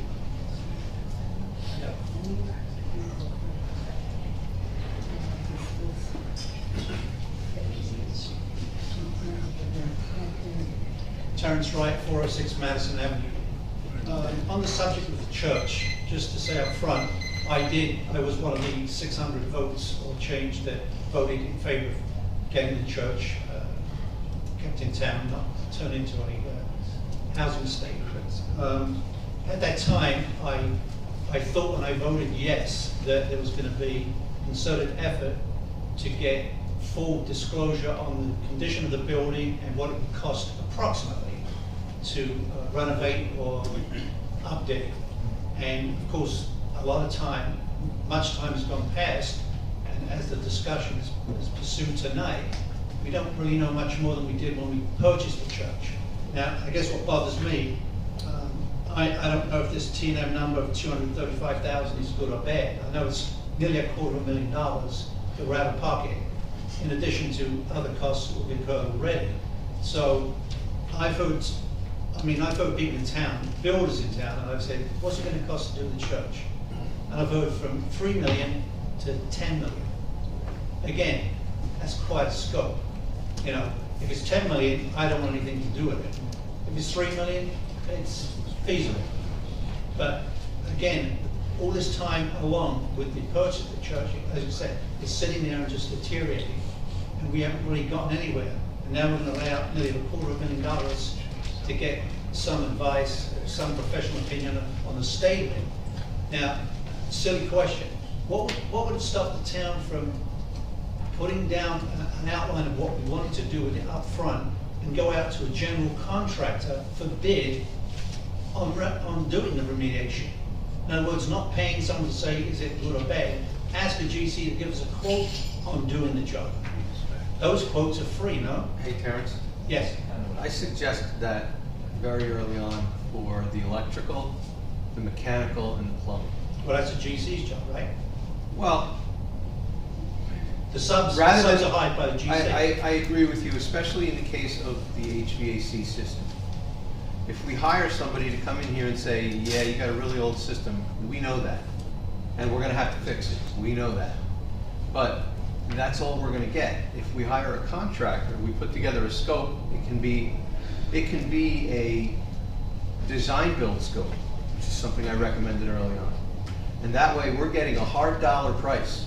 It's not what somebody thinks, it's what somebody's willing to do the job for, and we get a warranty from them. And it's not costing us $250,000 to get that number. No, it probably won't. I mean, you know, if you want, I could sit down with you and show you my cost estimate, because all that's in there. Well, let me ask you a question. What's your cost estimate? It's around $5 million. 5? Over 10 years, How around much? $5 million. And that includes maintenance, that includes design fees, includes engineering fees for the bell tower and basement. It included bonding, it included everything. It's 30 pages long. Now, are we still doing the referendum for the church? Or Not at this time, not at this time. We don't have time to do it. We would have had to have the language in by August 13th. I mean, from my standpoint, if you'd have put down, have the referendum and put $5 million in as a guesstimate, at least townspeople then could make, like me, make a decision, am I still a yes or am I now a no? And to be honest with you, in my mind at the time, I was thinking 3, maybe 4 million. If it's 5 or above, I would be. That also includes utility costs. What was your construction? There's a whole lot, I don't remember off the top of my head what the construction was, but it included everything we're gonna need to do for the next 10 years to that building. Everything. So construction was far less than the 5 million. Yeah. But, you know what, Terrence, and Terry, I agree with you, but all we've all been saying is it 3 million, is it 10 million? And this is our first concrete effort, and again, I actually tip my hat to the mayor for pushing us to this point, to actually get a quote-unquote real number. Now, the real number is a contractor coming in, as you're saying, doing it. But that's the slippery slope. Once you start going down there and we start spending money on, you know, renovation work, all of a sudden you get into it and you go, whoops, we're too far in, we spent too much money. So we're trying to scope it first. And this is the first effort, and you know, we've all been talking, no matter what side of the equation you're on here, we've all been saying, what's the cost? No, I just no know one knows. if this would come along quicker and get to the bottom line quicker. Yes. It would. Yes. We can do things like, instead of having a roof. My last question relating to this, Right. more of an ethical or maybe a legal question. Should Councilman Weber be recusing himself from voting on this based on the fact he lives next door to the property? Because it's going to have an impact on his value of his property, one way or the other. I'm gonna be looking at the. You're asking me? Yes. I'm not ruling out here on the spot, maybe because just the nature of living next door. I'm just saying, wouldn't it be a conflict of interest? You own property right next door to a I'll property. answer it that's this gonna way, be developed. perhaps if there was a capital review for the board to see if you're within 200 feet, but in terms of, like, it's just a councilperson can vote to pave their own street just because it improves their property value. It's not as though he can't prove to fix his own house, right? Because that would be clearly a conflict, but it's just, it's a general public improvement to a public facility. In fact, the councilman lives next door is in a per se conflict, unless there's a particular issue. He has to cross agreements with the property owner for easements or things like that, then he'd be an adverse party to the borough. And that'd be No, I'm different. just looking at from the standpoint that if any voting on the church, whether it's gonna be sold or kept or renovated. No, that's not a per se conflict at this level. Because it's just for the same reason that anyone can vote to pave their own street, right, as a councilperson, it's not a conflict, even if they live on the street. I just thought I'd run it by. Thank you. Thanks. That's great.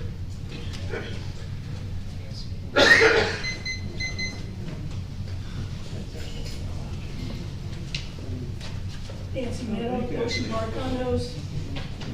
I've requested the 4 of the 4 council members, please legislate something regarding transparency, accuracy.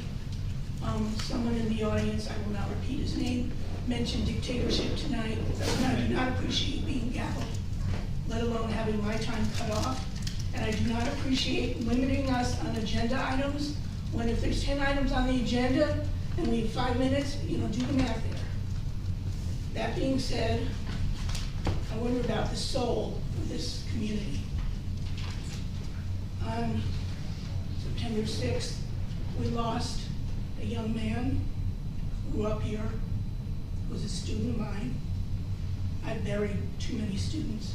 I know you were not teachers. I hope you not buried one of your own children.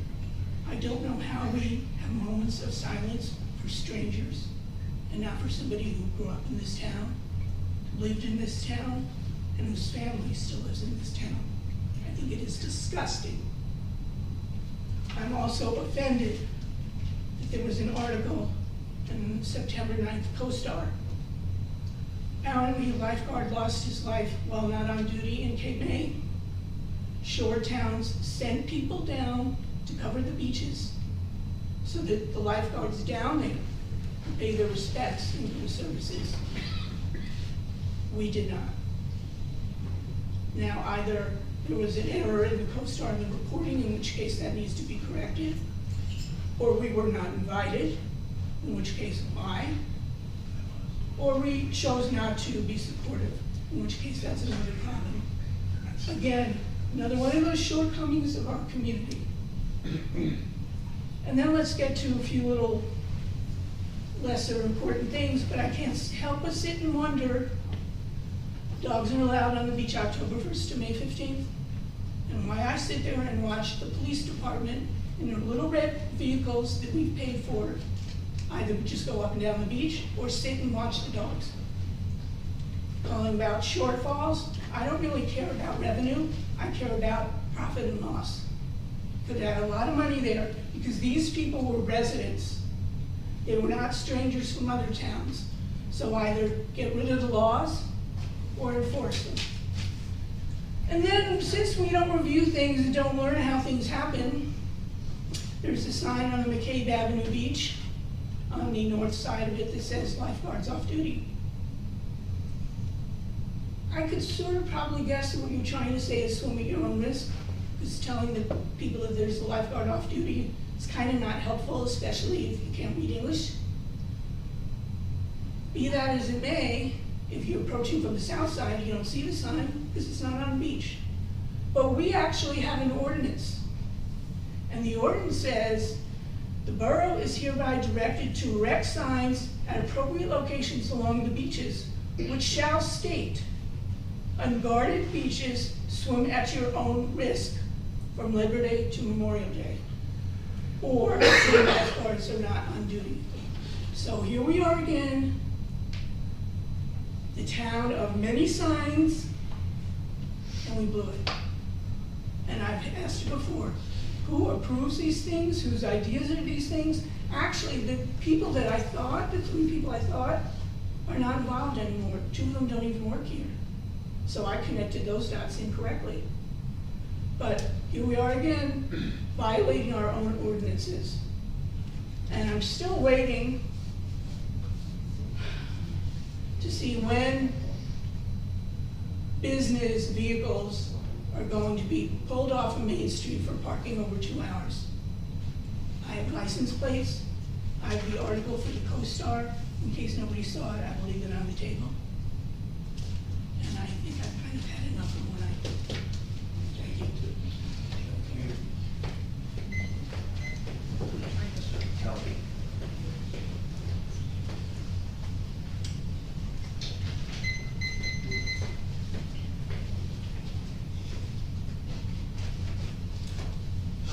David Cortelli, 212 Evergreen. Nothing to do with my previous conversations.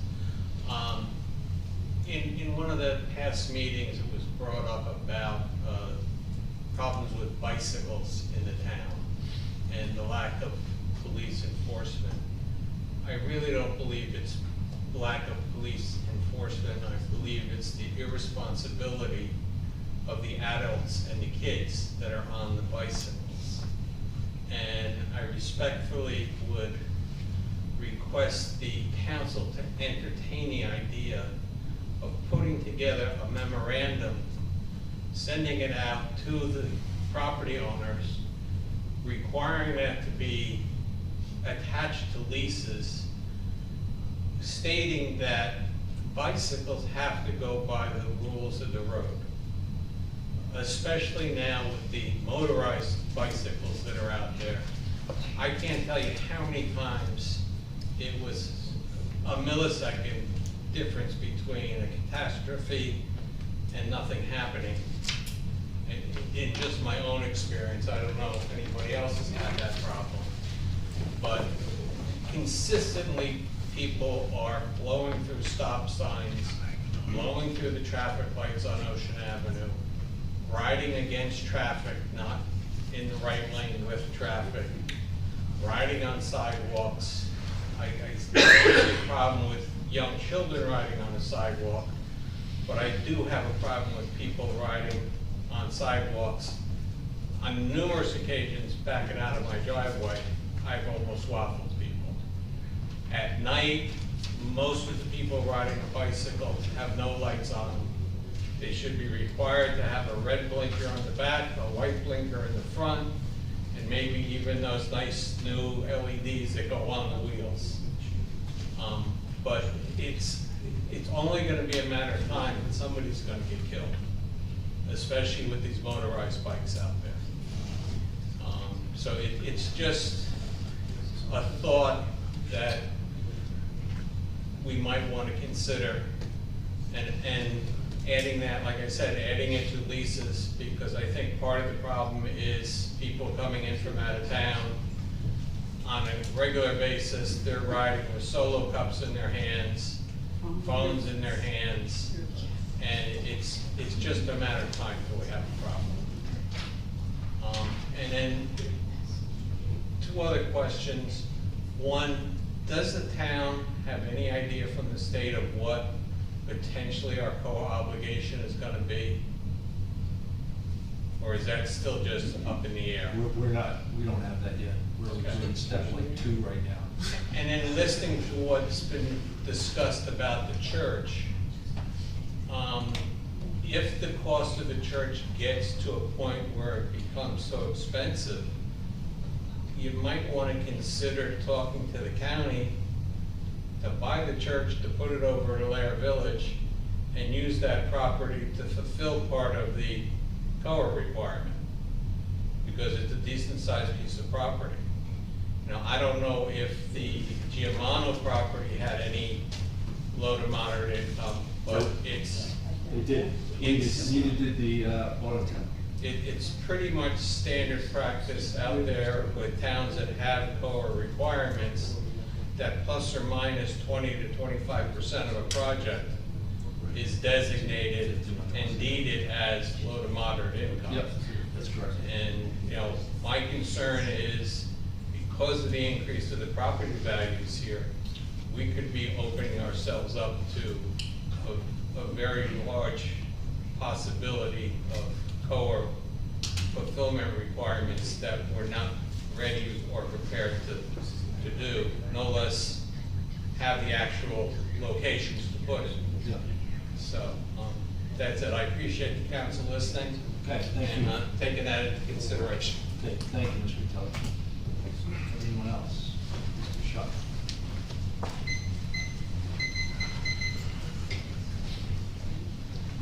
Yes, William Sharp, 110 Fifth Avenue. I was a little surprised that there were no comments from the public under ordinance 2021-28 when it was introduced, but besides that, it was done. Again, I'm going to say what I've been saying all along. The planning and the zoning board have two distinct different purposes. The towns merge because they can't fill a quorum or lack of volunteers. Basically, that's why those towns merge. I mean, they even come out and say it. It was even mentioned earlier today that, I forget what town, that because of no quorum. So they had to move something else. The town benefits from input of diverse number of individuals and would conversely incur negative effects if with fewer people serving.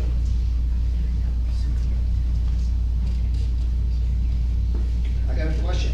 Is it a bad thing that we have so many people that want to volunteer in this town for planning board, board of adjustment? You have the shade tree commission. You have just about every one of them filled. And why are we dissolving this? Why are we merging the two boards? I mean, it makes no sense. Think about it. What happens when an applicant comes before the Board of Adjustment, well, actually the board, the merged board, and people have to recuse themselves? Now you don't have enough people to fill a quorum. What are we gonna do? We're gonna tell that applicant, oh, you know what, go to another town, all right, let them do the application, even though they don't know our ordinance, they have no clue, so now we're gonna, you know, whatever they say, don't worry about it. I mean, that's wrong. You have taxpayers. You have to think about them. What's gonna happen with that? And another thing that hasn't been mentioned is, once you get this merged board, you're gonna have to send out RFPs for professionals. Or are we gonna keep the same ones? Nobody thought about that one. Maybe that board doesn't want the Avakian group or Mark Kittrick or Miss Monica Kowalski. They may want somebody else. They may not want the board secretary. You gotta think about that. You're not thinking all of this through. Seriously. I mean, the only pro I keep hearing from the council is the potential for a consistent mind of the board. And put it this way, and the financial, that's a ludicrous thing that keeps coming up. Financial. We're saving money. We're not saving no money. Like the mayor had mentioned, both boards spent $13,000. That's it. I mean, we send out more than $13,000 right up there that you guys are using. I mean, look at this church. How much is that costing us? That's not $13,000. That's into the $100,000s, if not millions and millions. Think about that one. I mean, Randy, you came out and you said that it's going to be a cost savings of plus or minus about $23,000. Yeah, it's going to be a savings. And the only savings is because you guys over budget. You over budget, and therefore, yeah, we have this $40,000. I know somebody else has been saying that for a long time, Bill. Well, you've been over budgeting. Look what you did last year. Last year, you were sitting right there, and last year you approved $56,000. Right here. Yep. $56,000 for the Board of Adjustment. Well, under miscellaneous expenses. $56,000. Wow. Yep. Okay. Big savings. So why'd you approve it? Yeah, you're gonna have a savings. I'm gonna have a savings if I turn around and say my utility bills are gonna be $1 million, but I only spent $20,000 for utilities. Oh, wow, man, look at the money I saved. You're supporting the point that I was making. Come on, think about it. You're wrong. You're wrong. I mean, it is past. You guys are going to be going what you're going to be doing. And put it this way, you keep mentioning also the fact that other people have come to you as far as merging the boards. I haven't heard of them. I haven't seen them. Only what you guys say. I keep hearing that there is board members that are, what you call, people that want the boards to be separate. But you guys say, no, we hear people saying that, no, merge the boards. Where are they? Okay, that was time ago. Okay. Thank you. Well, I was gonna ask Ms. Rice something, but You can catch her after. okay. Anybody else? Thomas J. Cohen, 612 3rd Avenue. I was just wondering what the status was, since we're talking about the church, about the remediation of the lead-based paint and the asbestos. Is that in process right now? It is not. So, The bid's expired, so we have to rebid it. We have to rebid it. so we can't even get the public in to see, instead of doing a drone, and I know why you said that, I appreciate it, Ms. Humphrey, but we can't get people in there to see the building and see what it is. It's very sad. I am a little disturbed about the misinformation being presented here about merging boards, especially by board members. I find that to be really disturbing. So we just heard that there's not gonna be enough people to hear it because there's gonna be recusals and you're gonna have to go to another town. The statute specifically says you can have additional alternates that would be appointed by Mayor Fox in case there are recusals. So that's erroneous. If you would read the ordinance, you would understand that. Another thing is what was said by another person about COA. COA should have been taken care of 2 years ago when Mayor Engelstad did the affordable housing plan and never followed up. So we should have had units in Giamano's, we should have had units in Autotech, and we get nothing. The state takes the money. We get no units, and that's what I find to be very disturbing. We're not really creating units. And we can't do it until the legal work is done. We've opened up the accounts. That's not work that the planning board's doing. They already did the plan. They don't have another plan due till round 4. Also, when someone says we could have high rises, a board member, we could have high rises we might have to build because of totally incorrect.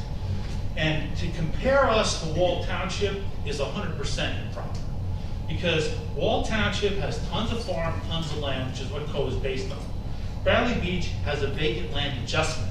So we are not gonna have to build anywhere near the units of Wall. So to use that to scare people, I find that to be very, very offensive. So this all can work. The planning board writes the ordinances with the council and they oversee them. What I find is most interesting is that Freehold Township, a town of 32,000 people, actually did a referendum because they were too big to do it the way we can do it via council and via an ordinance. And they found it to be that important. 32,000 people. They lost some volunteer positions, but they meet twice a month. It moves much quicker. The beauty of this for residents of Bradley Beach is that the planning board's canceling all their meetings. Those could be meetings utilized for the residents of Bradley Beach, for their deck, for their pool, for their hot tub, for their addition. And then 2 weeks later, the resolution could be ready. It could be approved 2 weeks later at the next meeting the same month, and then they can get their building permits. This is about service for the community, not waiting around, waiting for your spot. Oh, you get pushed back, now you gotta come back again. It's about efficiency. It's about efficiency and consistency. And I thank the council for passing that tonight. And I'm very disturbed by board members making misstatements. And COA has nothing to do with this at all. This is gonna be handled legally and by the planner and the attorney, not by the board. Thank you very much. It's come before the board. It has to come before the board. That's how much you know. Thank you. Any other questions? Okay, if there's no more questions, we are going to move to executive session, but before that, we'll close the regular session and go to executive session. Isn't there emails to be read? Yes, do the emails. Oh, I'm sorry. There's a few emails. I'm sorry, the two emails will be quick.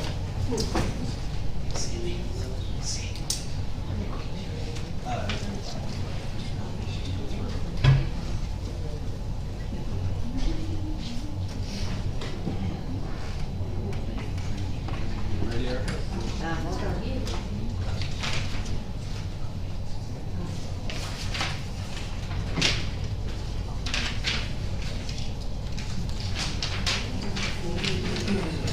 Okay, I have 2 emails. Just 2, so hang in there, folks. 2 emails. For the regular council meeting. Okay, the first one is from Patrick Freeman of 26 Atlantic Avenue. Patrick wrote, "Firstly, I would like to say how I appreciate all of the work that our mayor and council does for our town. It does seem that the council is rushing ahead with projects that need some time to research further, such as the Lorraine Avenue analysis, which is a big project. The council should also look into outside contracts we have and examine if we are getting the best deal or should they be renegotiated. Our capital improvement projects need careful planning and should not be rushed. There are many folks in town who would volunteer and help look into our various projects and plans.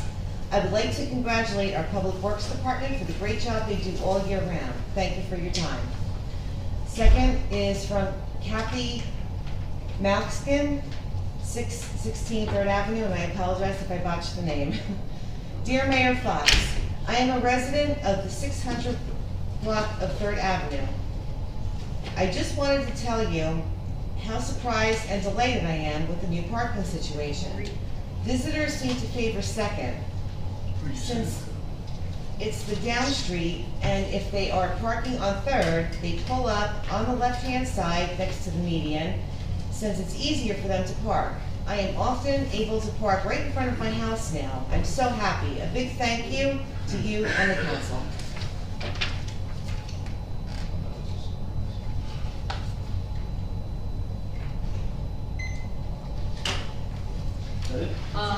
I had sent an email that was supposed to be read. Okay. And, Sorry. because it's not going to be read, I have a copy of it, I can read it. No, it's your therapy reading. Why don't we read all of them? No, I don't. Do we have a couple more? Yeah, the workshop ones. Okay, good. All right. Okay, Jeannie Moretto from never mind, sorry, that's not the one. Paula Gavin, 106 Evergreen Avenue, to the Bradley Beach Council. I am honored to be the volunteer facilitator for the 2019 through 2023 Bradley Beach Strategic Plan. In 2020, the council approved the creation of the Strategic Planning Committee, comprised of the mayor, administrator, council, borough engineer staff, and 10 volunteers, which meets regularly. During 2021, we have worked on priorities for the town, including Main Street, beachfront and oceanfront, and new elements for the master plan to align with the strategic plan. The creation of a planning/land use board combining the planning and zoning board has not been identified in the strategic plan as a priority. It will require allocation of much time to achieve and is not as critical to our town as other priorities.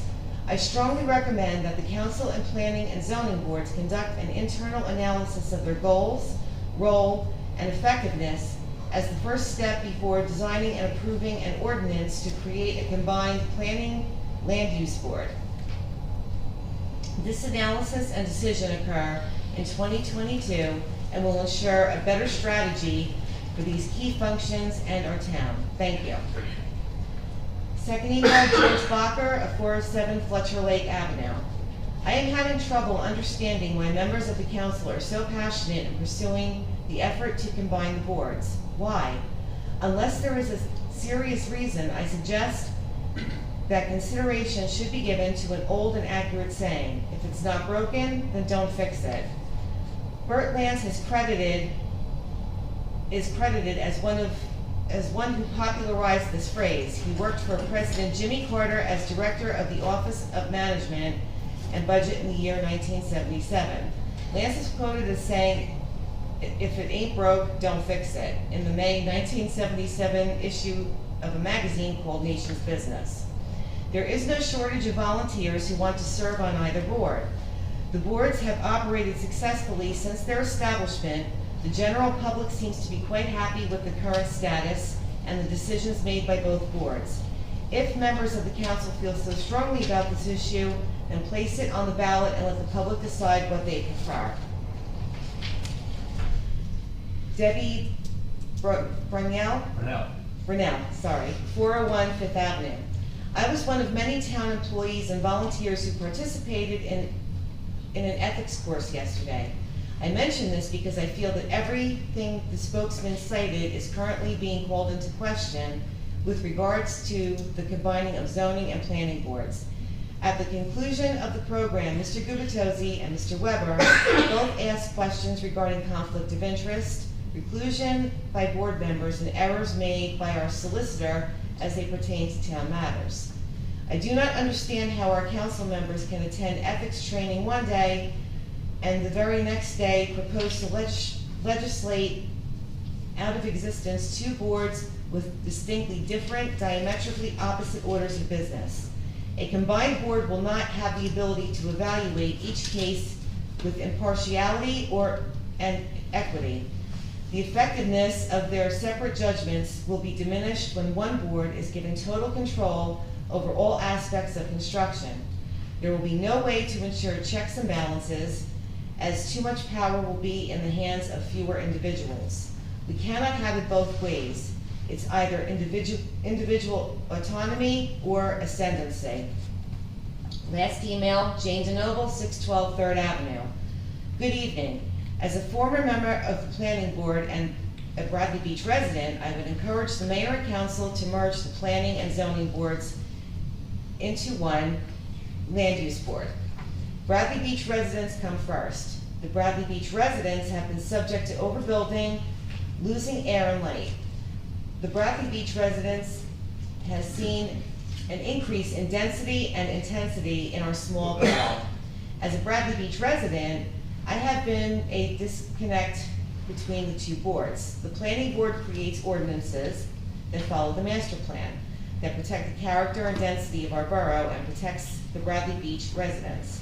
The zoning board has granted up to 10 variances for one application, not following the master plan or adhering to ordinances that protect Bradley Beach residents. The Bradley Beach residents have to wait months to have an application heard by the zoning board, while the planning board cancels up to half of their meetings with no cases or workshops on their agenda. Merging the zoning and planning boards would allow an application to be heard quicker, as we may have 2 meetings a month if needed, rather than just one. The merged land use board would have a better understanding of our ordinances, and the merged board will be saving the Bradley Beach residents time and money. I'm encouraging you to put the Bradley Beach residents first and merge the boards. Thank you. That's it. Okay, thank you, Erica. Okay, with that, I will make a motion to close the regular session and go into executive session. Second. Mr. Burnell? Yes. Mr. Guptozzi? Yes. Mr. Sexsmith? Yes. Mr. Weber? Yes. Mayor Fox? Yes. Thank you, everybody. We will go into executive session. I have the possible. Yeah, we can highlight. You should go on now to read.